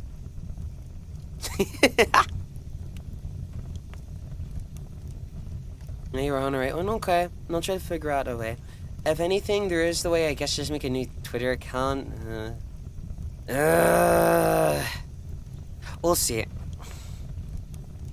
We'll see. Well, we don't have many left. Aw. There. Except mine. No, I think people very much enjoyed yours.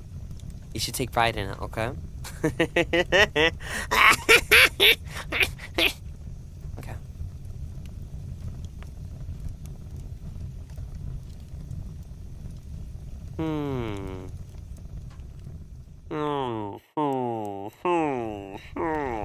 Okay. Put this here. Let me adjust this. And add this. This here, go get this. I'm glad you guys are enjoying the... Sorry, I probably missed a couple of members. Right? Or if there's a super chat, I'm sorry. I'll try to do my best that I can. But thank you so much. It goes for that too. Never feel like you have to... You need to donate something. Okay? That's all. Okay? Do whatever you want. I do what I want on the stream. I let it go at my own pace, so you should do so too. Okay?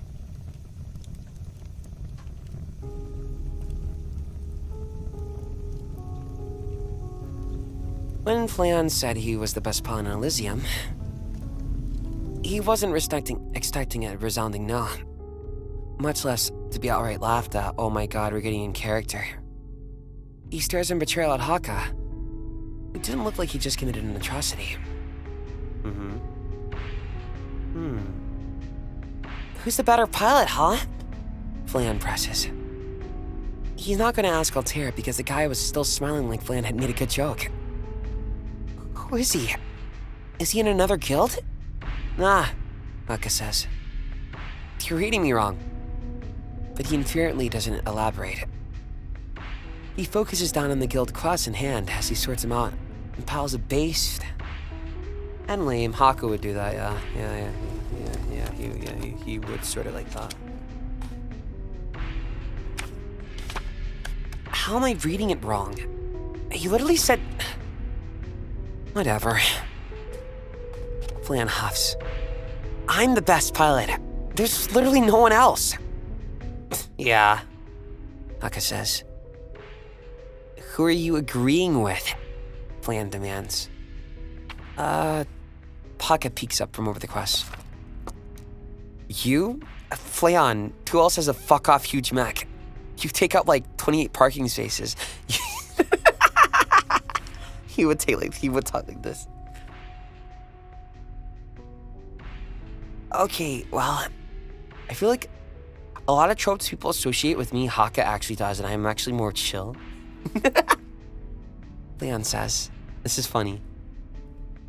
He doesn't want to say anymore. He plucks a quest from the lane pile just to make Haka mad. I would do that too. He hands it to Altair and says, let's go on this one.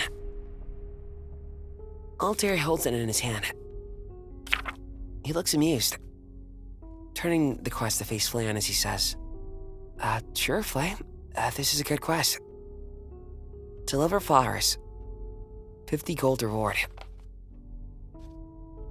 Bro, Haka says from behind him. You're buying us takeout on the way back with that. It's apparently delivering flowers to royalty. Flayon didn't even know there were any royalty in Elysium, let alone a prince. I haven't seen one in forever. The palace is a silvery blue, decorated with long fancy pillars and chandeliers that make him itchy to shoot at and go pow pow crash, and it make the best sound ever when it falls on the floor. Both of his hands are occupied by a bouquet that's making his nose itchy. That's also canon. Haka had conveniently lost his, but Flayon had seen one of the servant girls with one of the flowers in her hair. That was going to be a problem for later. Probably for Altair, who's been talking to some portly-looking man with many necklaces and rings. Let's be honest, he's not a very attractive-looking guy either. He's got receding hair and big red ears. His nails are managed very well. Oh, nail care. Though, even at the excessive amount of jewelry on him makes him look like he's suffocating under it. Flayon tilted his head. He can sort of respect it, though. The necklaces match the guy's eyeliner. The bracelet. No, wait. Oh, it's a gauntlet. A hidden plate? That's actually badass. I specifically ordered hyacinths, the man said primly. Bless you, Haka says. They were what you ordered before you changed your mind, Altair says, looking tired as he holds out the flowers in his hand. It's what the quest said, Your Highness. Flayon's brain flatlines. He blurts out incredulously. Wait, this messy guy is the prince? Both Haka and Altair turn to him with wide eyes. The prince sputtering. Flayon blinks. Not really understanding what was going on here, but he continues. Hey, do you have a hidden blade? I saw that sick-ass collar and I thought it'd be cool. The prince is looking from Flayon to his hand. Yes, it is. Dude, that's so cool. I wasn't sure about all the necklaces, but like, blue's kind of your theme, right? Navy? Ocean? Flayon stutters. Whatever, that's not important. I like your shiny stuff. It matches with your makeup and makes you look like an assassin. You got a look that's totally unique to you. It rocks. Altair is looking a little green. Haka looks like he's trying not to laugh. Flayon really has no idea what their deal is. The prince, however, looks pleased. That's sweet of you, the prince says. Oh, wait. Flayon holds the flowers out. For you, Mr. Prince. He has no idea why the prince is getting so flustered. But it sure is cute. The flower delivery wasn't so bad when the prince let them off with an extra 50 gold. Flayon hums as they stroll away from the place, the palace. Haka has his arm looped around Flayon's shoulders. See? Haka laughs. You're the best seller in TEMPUS, but man, you're the best negotiator in Elysium. Huh? Flayon squeaks. Wait, nuh-uh, I'm totally the best fighter in Elysium. I gotta agree with Haka, Altair chuckles. Yeah, Tom always right, Haka says. He's starting to quicken his pace as he says, Yo, we gotta go through before he notices where my share went. Haka! Flayon yells, but he's laughing. The next quest they go on is much more exciting. It's Haka's choice which leads them near Elysium's mountain ranges. Flayon is excited for it. It's a quest to slay giant salamanders. It's perfect to show off his piloting skills, and to show off just how good he is at what he does. He also thinks Altair and Haka are totally cheating by hanging back a hill behind him and making him do all the work.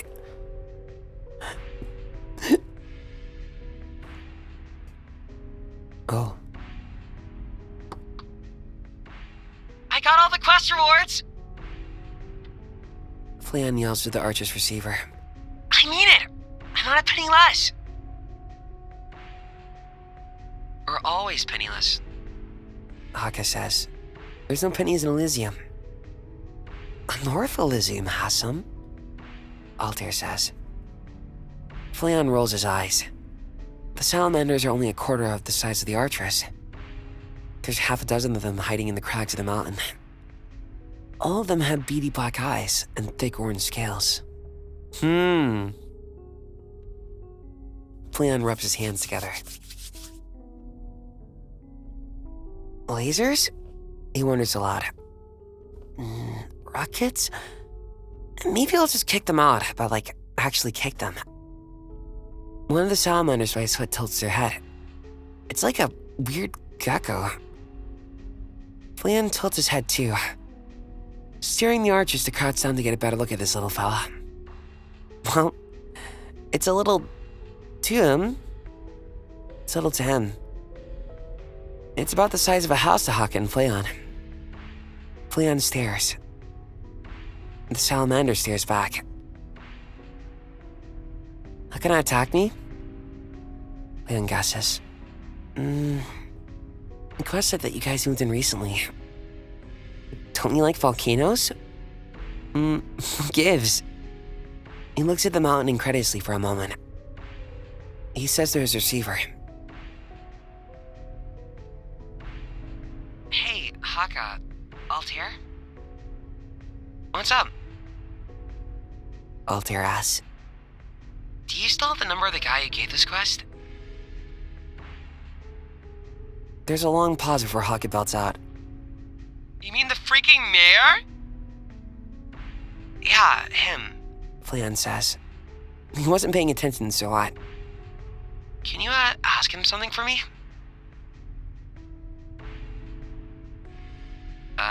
Sure, Alter says.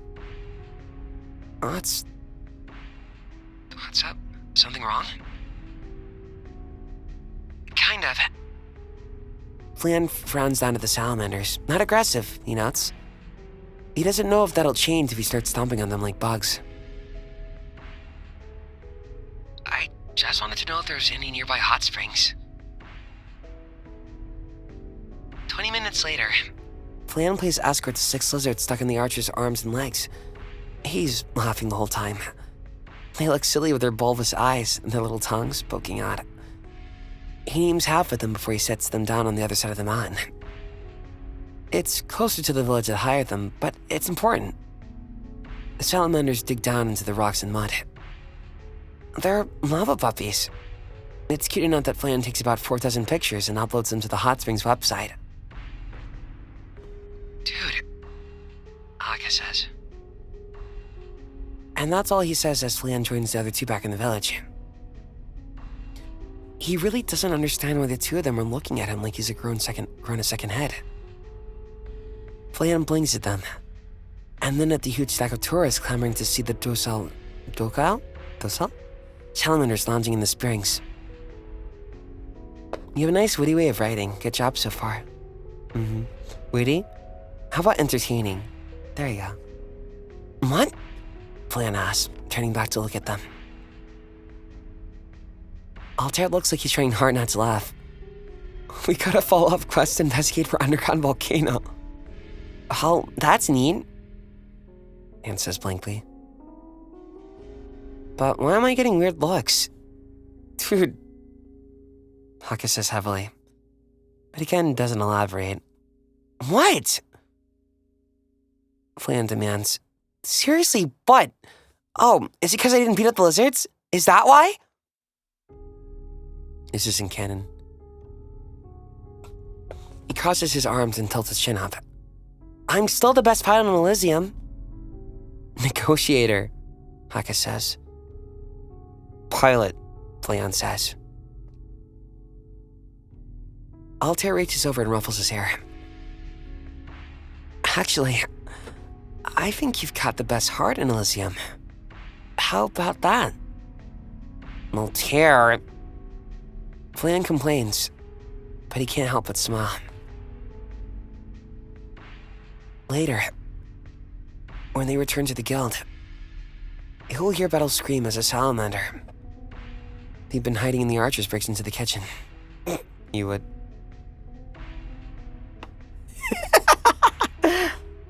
He would.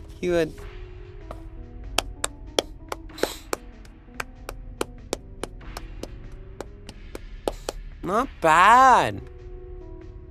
Do you want me to call you Trip? Not bad, Trip. Thank you very much. Very good. Here. Creative? I can only hope. I stressed out too much with this, I think. I was like, how am I gonna match what everyone has given me, right? I was like, I don't know. You know? But we're doing my best. You have to start somewhere. Just that perfectionist. We probably don't need to do. Talago's right. Very good. You got Haka done to T. Very nice job. Thank you, Trev. Where are we so far? 2 hours and 24 minutes. You guys enjoying so far? I could do this again next week, maybe, if you'd be okay with that. Or maybe next week after. I had a fine good time. Thank you for the stream. No, you don't need to bow to me. We bow to you. We bow to you. We bow to all the writers here. Thank you so much. Of course, anytime. Want to support the writer? Hold on. Oh, if you look in the tag, you can probably find them if you want to support them. There you go. If you want to read on your own. If I ever send anything and you're like, please don't send that, just let me know. Or if I ever read it wrong, you're like, but let me change this. Just let me know, okay? More of these? Yeah, okay. These are like pseudo voice packs, I guess, right? In a weird way. I'm glad you're enjoying them. We had many. Okay. Pseudo is cute. I want to play Pokemon once a month, deal. Maybe like every 2 weeks. How's that? That can be fine. How much? Okay, let me ask you. How much time? How much time would you like to write? Like a month, or would you prefer a week or two? We can save for next 2 weeks. Not bad. Okay, let me stretch. You have one more. There's still a couple more, but you're the ones that have been picked out and screened today.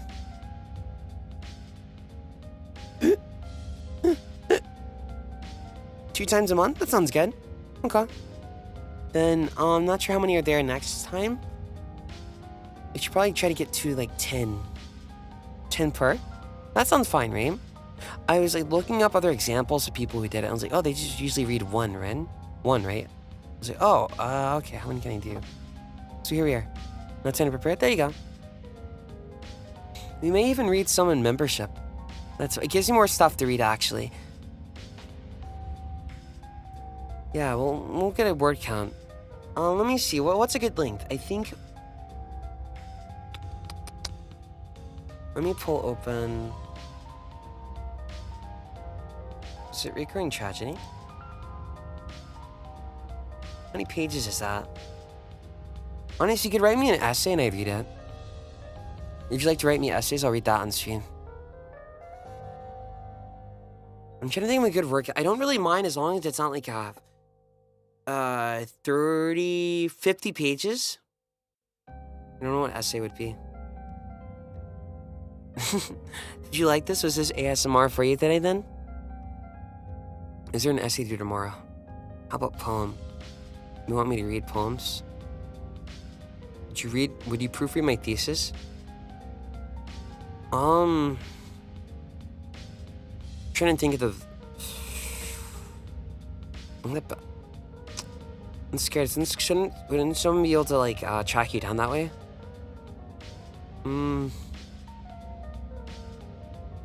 Or what if like you write it, but you don't submit it yet? And then someone like steals it and they submit it before you, and then it comes up in like the generator, and they're like they say you're lying, but then technically you wrote it first. So I'm like, Are we able to submit poems? Yeah, of course. Yeah, I can submit poems for this. There's still the Makibo one. 2 classmates in the same stream. No, like what if like you're at 2 different universities, and you just both happen to have a similar prompt in like otters, and you're like, oh, look at their thing. You're like typing it down as you go. And then what if, okay, well, let's just say they can't track it down trace it back to you. And you're typing blah blah blah blah blah, and then they like submit it. But then it gets like submitted to like the huge thing where it like proofreads automatically and checks if there's any plagiarism. So then you get plagiarized for writing your own thing. And you've been thinking too much, who knows? There's Monkey Ball. We could have another Q&A or voice stream. That could be cool.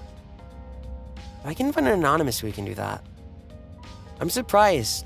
I think with those people usually ask me to say like references, right? I'm surprised you aren't being more indulging, but maybe it's because they need to be anonymous. Q&A. Yeah, we could have another Q&A. If I could find an anonymous one, that would probably be the best way.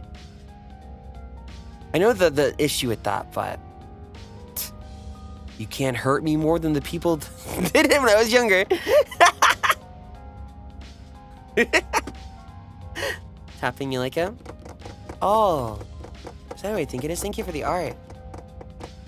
I should have lent my self-indulgence. I ripped down your room and there's a Flayon shrine. Me reading anything? Really? Thank you. I want to read like Ben Drown. I don't think I can read that. If you can make me something similar, I'll make a post. Playfix, you can put in like fanfiction. And we'll make one for like essays. A smut off the table. to smut. It's like the thing I told you. I think it's funny to... I think it's funny to like, and then Flayon, beep. I only have one problem. You just can't represent me like I have never seen a thigh in my life or touched a thigh. It was me, Barry. You remember that time you were with your first girlfriend and you... Yeah. So, not like that. Not like that.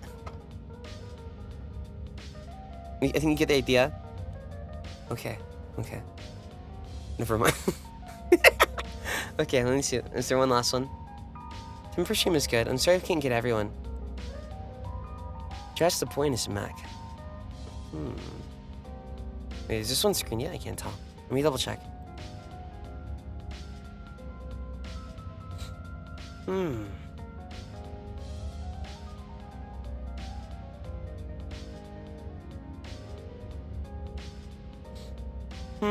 What's this?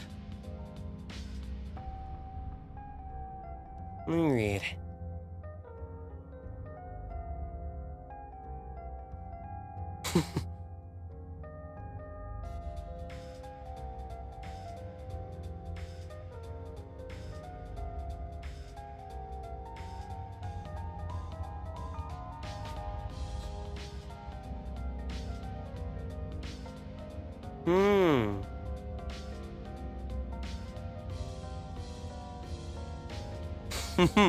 This is very... I like this. I was about to take copy, by the way.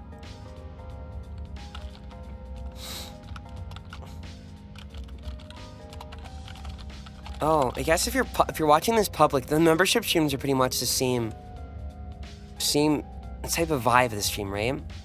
My thigh? No, we need hold on. Sound design.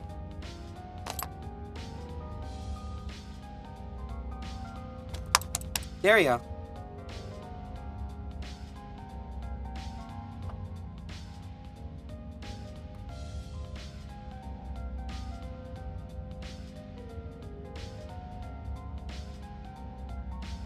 It's like...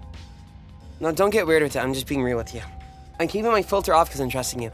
But it's like if you're ever like watching like a punch scene, right? But it makes that sound effect. You're like, that's a book, right? It's like that. So you get bothered at the sound effect doesn't match up. It's just a thigh, bro. Come on. Don't do this. I'll kill you. I will kill you dead. Let me move this over. Kelsey, welcome. Good morning. Interesting.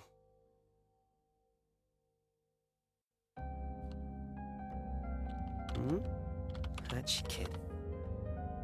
Makes me want to play Dragon and get in Final Fantasy 14. I think one day while Wednesday is over, I think 14 or 11 would be really good for the TEMPUS. Wait until a good time though. Because like 14, I guess it's easier to get into. Hey, I don't know if you saw it, but me and the Makina think it'd be cool if you sometimes get themes or prompt us to use our fix. Yeah? Okay, and the next prompt is smut. Alright. Okay, hold on. Let me pull this. I'm joking.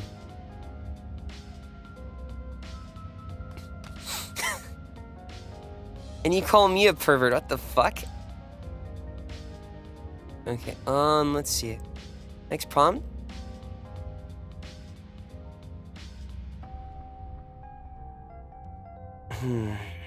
Something about me, huh?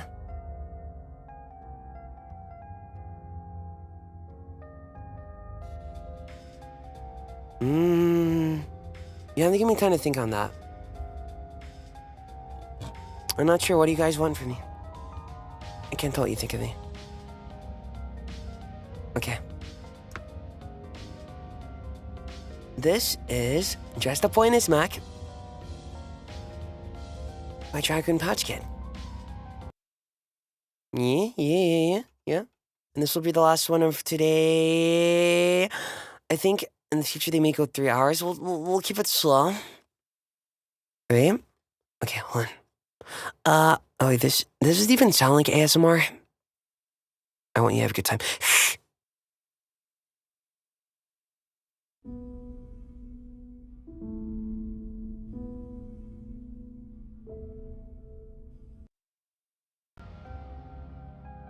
You can leave that one here. Did you just hiss? You got a problem with me? ASMR. I think the only thing I can go ASMR is like all the way. Like that, maybe. Yeah, that's in your ears. I don't think so. Maybe Flayon wasn't crazy. Maybe it's perfectly normal that Flayon talked to a damn machine more than an actual human being nearby. Yeah. You know what? Petal thought. It's fine. He talked to Phantom. Regardless of the fact that his dog couldn't respond. It only stared back at him with its big eyeball, narrowing its gaze lazily whenever a joke about to the land. You're so freaky. Petal cooed at Phantom behind closed doors. A little.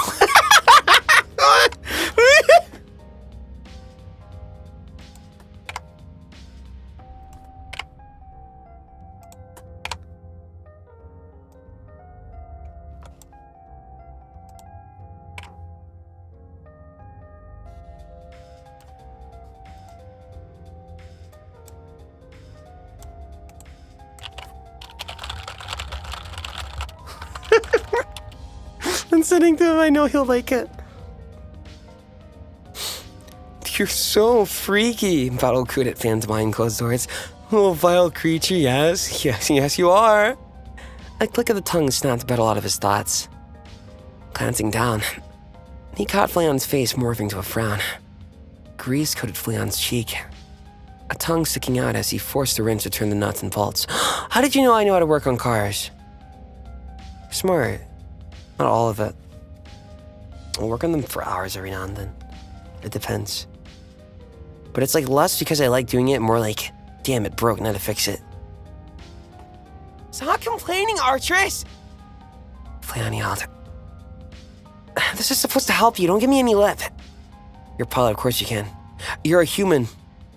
Can you hew? I don't know what that even means. It had lips? Hey, Flayon, Petal said. I'll be right back.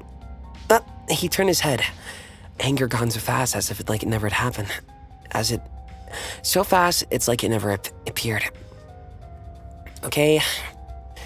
Take your time. Can you bring back some water, please? His tone was sweet, and if Petal was anywhere else, he'd assume bad intentions. Sure. At that, Flayon returned to fixing his robot. Petal didn't know how Flayon could perform maintenance on something as gigantic as the Artress. It seemed like it would need more than a week's worth of labor at the minimum. No, I will not ask him to buy you oil. Petal heard as he walked away. We still have plenty of time with the guild. Oh, don't give me that! The door closed behind Petal, cutting out Flayon's rant. Being something one cared about was normal. But Flayon was having one-sided conversations with a machine. Petal did that too with Phantom. Kinda. He would go on and on about his day if it was absolute shit. But he knew Phantom wouldn't reply. That was free therapy. That had to be the same case for Flayon. Yeah, dude was an ace pilot. It must have come with a lot of baggage. Hurrying with the water bottle and towel, Petal took deep breaths as he pretended to fast jog the entire amount. He craned his head back, eyes squinting against the fluorescent lights. Flayon moved his position, now crouching as he tinkered with the interior of the Archer's arm. Here! Petal yelled, waving his arms to signal him. Thank you! Flayon stood up and jumped off the arm, landing and sliding down the leg to reach him. He didn't know how Flayon didn't eat shit. Do you think your robot thingy will be ready in time for the expedition? Battle asked. Mech, this is real. I see you've been watching us a lot. This is real. I see you've been watching us a lot. I see you. Mech, Flayon corrected. He took a swig of his drink. And definitely, we're way ahead of schedule. Really? Flayon's complaining didn't get that impression. Also, archers noticed that you tripped when you were speedwalking. Are you okay? Battle opened his mouth, but paused. He knew Flayon didn't notice. Too busy grumbling about the rotary fasteners needing to be replaced. How did he... Without moving his head, Battle glanced to the side. Phantom sat on one of the tables, clearly giving him that narrowed gaze. What the hell? I love Phantom. I love when he judges him. It's so cute. So far, this is part 1. Shinri assumed he'd have nothing in common with Flayon. Well, that didn't mean they wouldn't get along. Shinri didn't match Battle's impertinence. Oh my god, look at you. You remember the first thing Shinri said in his Hatsudan? When he was like, he joined TEMPUS because their energy levels were different. I think he even said it on the, his Siliconera interview. He was like, he was worried because he's more chill, right? Although I'm chill too.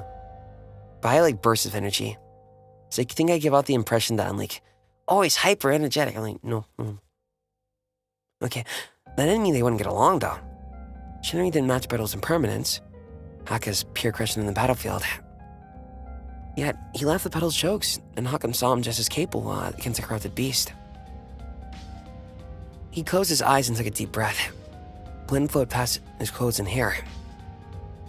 He heard leaves separate from its tree and carve a new path. Training his position, Shinri pulled on a bowstring until the arrow was parallel to his collarbone. His gaze focused on the target Flayon was kind enough to build for him. It moved on its own, replicating the movements of human possessed by a corrupted. See? Yep. I'm always super chill on my own stream. Always super chill. Everyone's more wild in collabs. A human smaller, Flayon grinned back at him then, which makes it harder to hit. I want to see the X running at his peak. The stalls of the invention spot were convincing enough for the untrained ear. The figure's arms failed randomly, mutated claws striking it at air. You love both? That's probably the sweetest thing you can say to me. Thank you. Yeah, if that were like a VN, that's probably the sweetest thing you could say to me. Because you just say, I like your chill side. You'll get like 1 point, but that's it. And you say you like the energetic side, you'll get 1 point. But you say, I like both, and you get like 3 points. Thank you. It swiveled around his head. He swiveled its head towards Shinri, eyes narrowing. It knelt on all fours, pouncing. Shinri breathed and released the string. The arrow struck the head, and the corrupted released the gargled growl. It crashed to the floor, and Shinri stared at the hologram slowly faded to its pixels. The forest faded around Shinri as well. The air slow as he found himself inside the guild once again. Wow, impressive! Shinri blinked, turning around to find the source of the voice.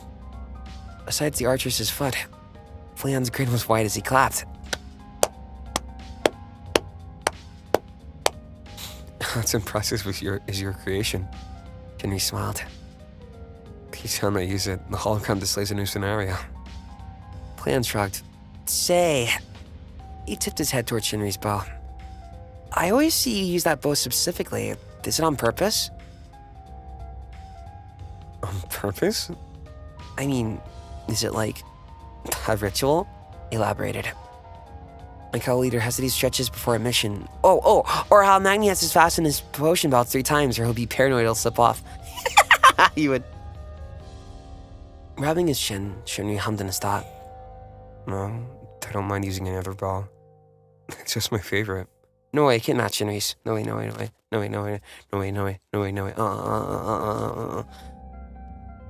Wait, you put this on like Tenor Gifts. Wait, put this on Tenor Gifts. No. And then you gotta put this No sex. No, I didn't like this. I like those. Those are so funny.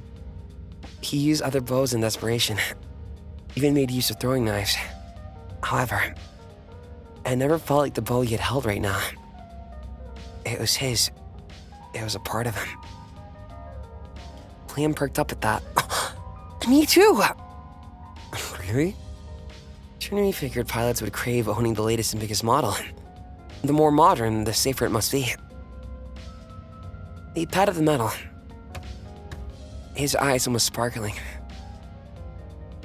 No matter how beat up the Archers gets, I'll be right there to fix him. Shinry was the same way. He remembers days when he was younger.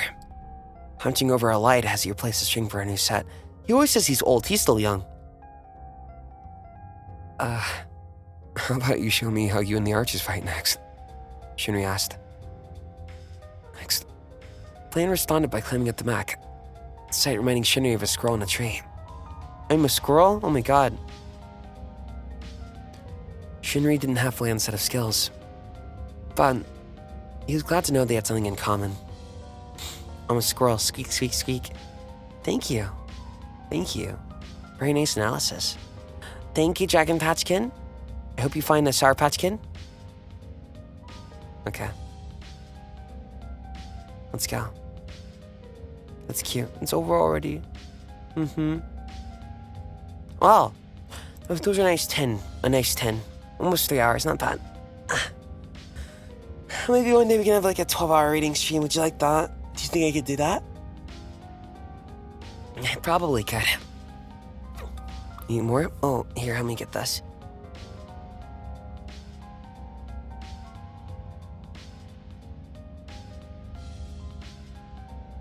Let me count again. Let me see how many that was. Okay. 1, 2, 3, 4, 5, 6, 7, 8, 9. Yeah, 10. 10 today. 2-3 hours? Okay. This will be our starting. What we could do is we could keep a bunch of short ones all in one stream and longer ones for one stream. Maybe? We'll see. For now, I think... Can't think of any rules yet. We'll think. My brain's been kind of dead these days. Because that's the way of being burnt out. It's like so much work, so I'm like... Blah, blah. But we'll get there. So thanks for your patience. Okay? Lucky X Wasp. Yeah. Like, clip it for yourself and keep it. I don't know what you do with it, though. Would you like the Wasp voice, maybe? Thank you. No, thank you. Thank you for waiting. Thank you. Thank you for everyone for making this possible. Again, thank you, Vercities. Thank you, fairdollii. Thank you, Ribs. Thank you, Anonymachi. Thank you, Young KD. Thank you, V. Thank you, HeartContainer.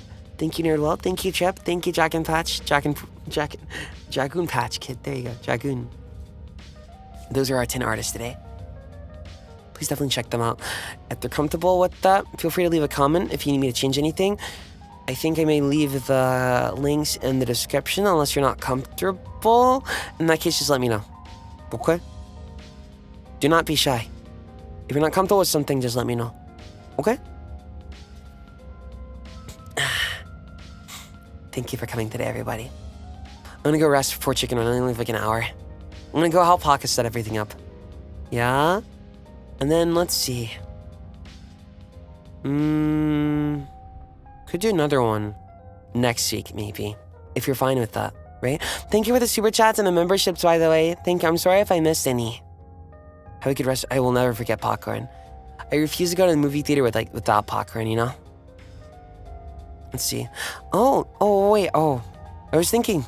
I missed a couple of super chats at the end, right? Maybe I should like leave 10 minutes to talk at the end of the stream. Okay. One cool thing about games and movies is that your ideas can really come to life off the page. Thank you for doing that for Fic Writers today, Flayon. Just one super chat. Oh, just one? Just one?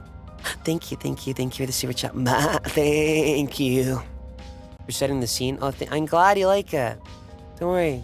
Thank you. Thank you so much. Here. One pat. What do I have?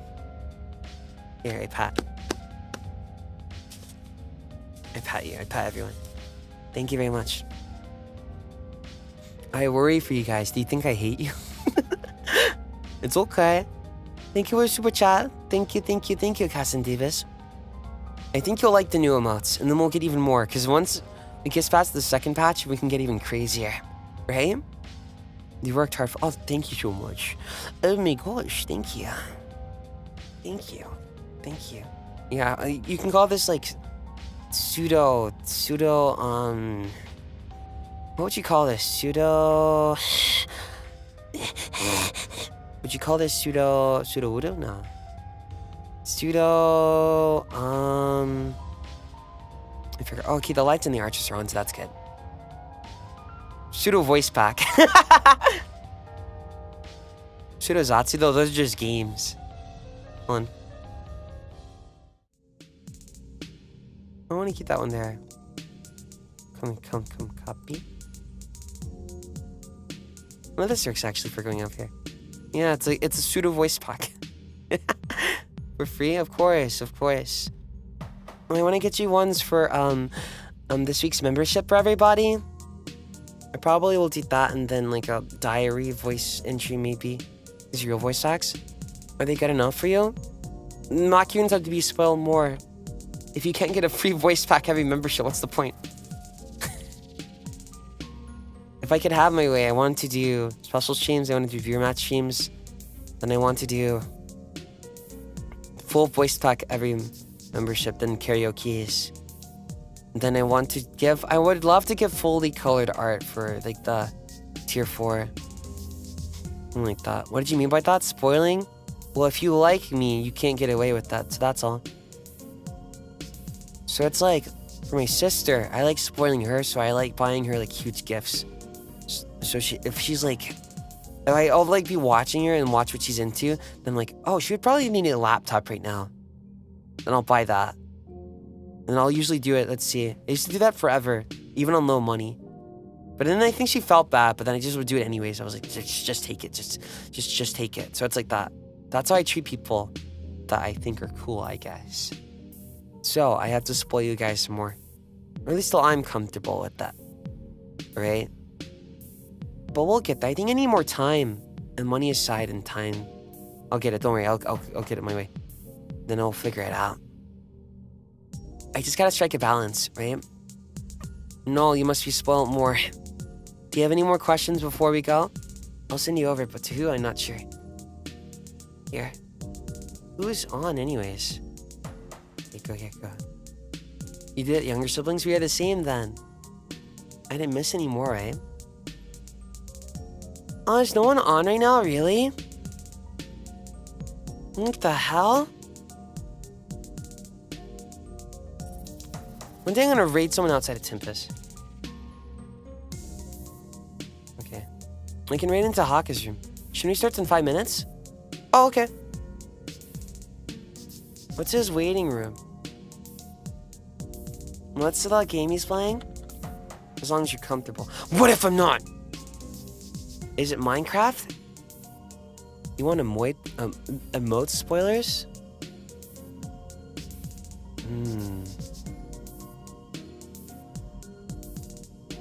Could show one maybe. Let me see.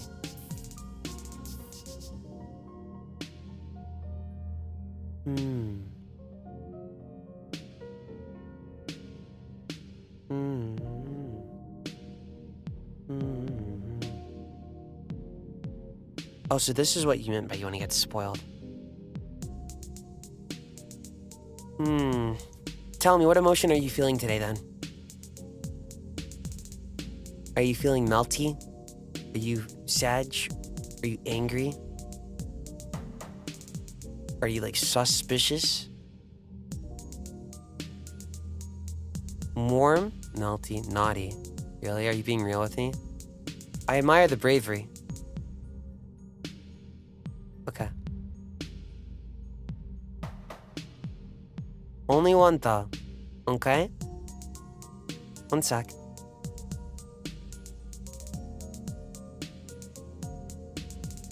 Okay? Yeah, there you go. Yeah, stream's ending now. I'm gonna go rest. I think a good 2-3 hours for fanfic reading is fine for now. Okay. So that's good.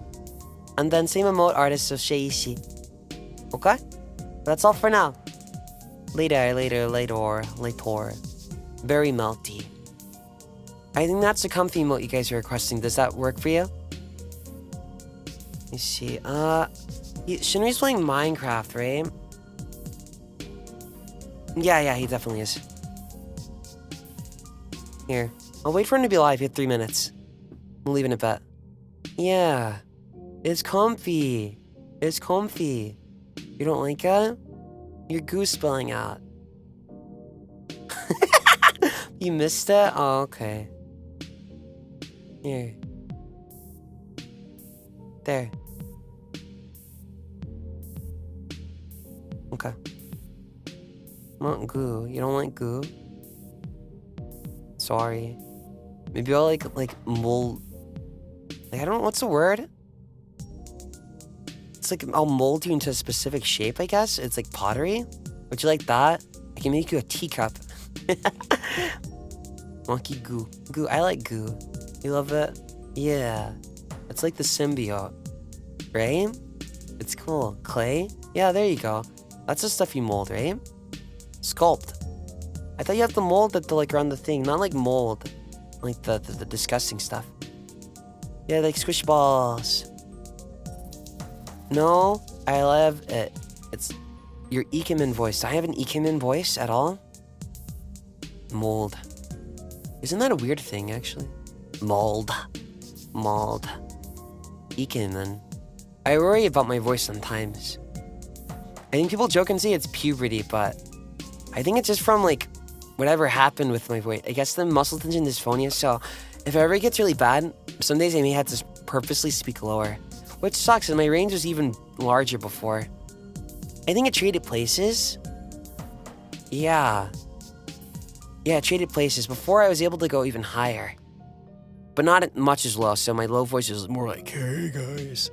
But now it's swapped places. So now I can go low, right? Muscle tension dysphonia is basically when you have way too much muscle tension and your body just remembers it. So if you do like, what's the word? Go, then E, means your vocal cords are open, and E means your vocal cords are closing. Too much E is bad. So that's where I'll go. And when that happens, E is usually that, you usually use that for higher pitch, right? So the doctor's like, you'll have to speak lower. So I think one day I'm like, okay, I always prefer my voice to be in the middle. I think I'd be sad if it was stuck down here. Hey guys, like, right? It's like, so more like here in the middle. If you don't know your range, just, I always say it, stick out your tongue. Right, stick out your tongue and then go, And if you do that, then you'll be able to usually tell your natural register. But just because it's your natural doesn't mean you'll be stuck there, right? So, where was I? See? So don't give up. Especially if you get like, what's the word? Voice dysphoria? I definitely would say go to a speech therapist for that. They can help you. I would love to help. Also, Trip, thank you. Welcome to Maki Invite. Thank you for the fanfic again. Very nice. How about thank you for the membership?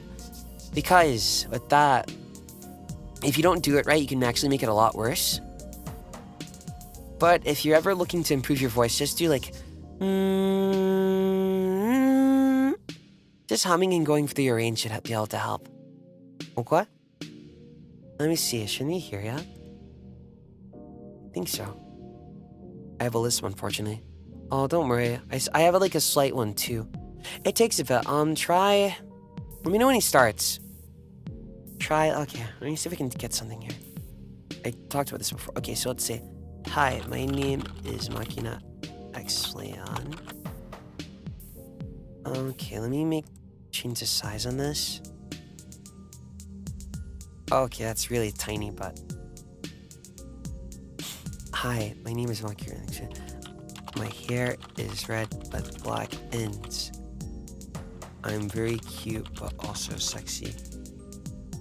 I ride in a huge mecha called the Artress, and he's cool. Okay, so... what you want to do for any learning thing here is so you have a long sentence. You can use this for if you run out of breath or not, but you want to chop it up. By chopping it up is just like, you gotta practice going through each thing. So let's say, hi, my name is Makina x Flayon, right? You chop it up like this. So it's like you're finding pauses in the words.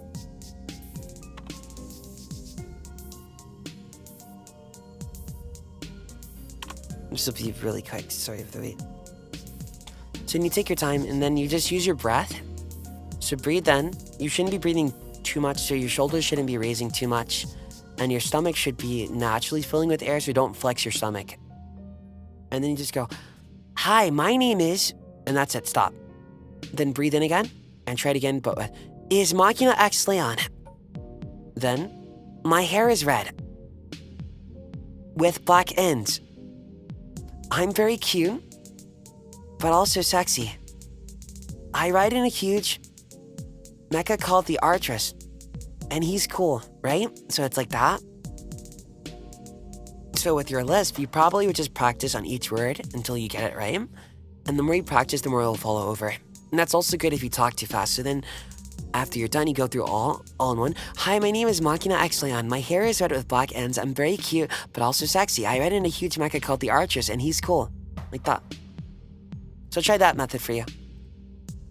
The more, like, basically the more breath you have, the more you can play around with your words. No problem. Anytime. Okay, let me refresh this so I can actually rate Shinri. Yeah. Sorry, these are repetitive, but they keep good. Okay, add. There he is, finally live. Okay, well, I'm gonna go prepare for chicken run. See you there. I'll be on Haka's channel, I think. Right? Yeah. Alright. Play bye-bye, everybody. I hope you had fun. Remember, take it easy. Do not worry. Okay? Do not worry. You are safe here, at least. Right? Just think about it as chill. Yeah. Okay? Alright. Play bye-bye. Oh my god. It's so...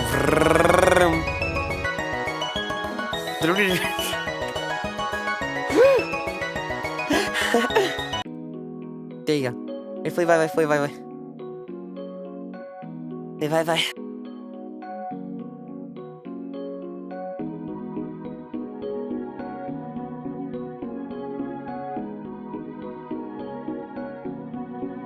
I gotta get this moving one day.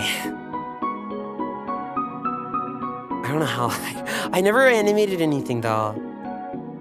Wait, should I move this here? Ah, fuck it. Okay, play bye bye, play bye bye. Play bye bye. Play bye bye, play bye bye.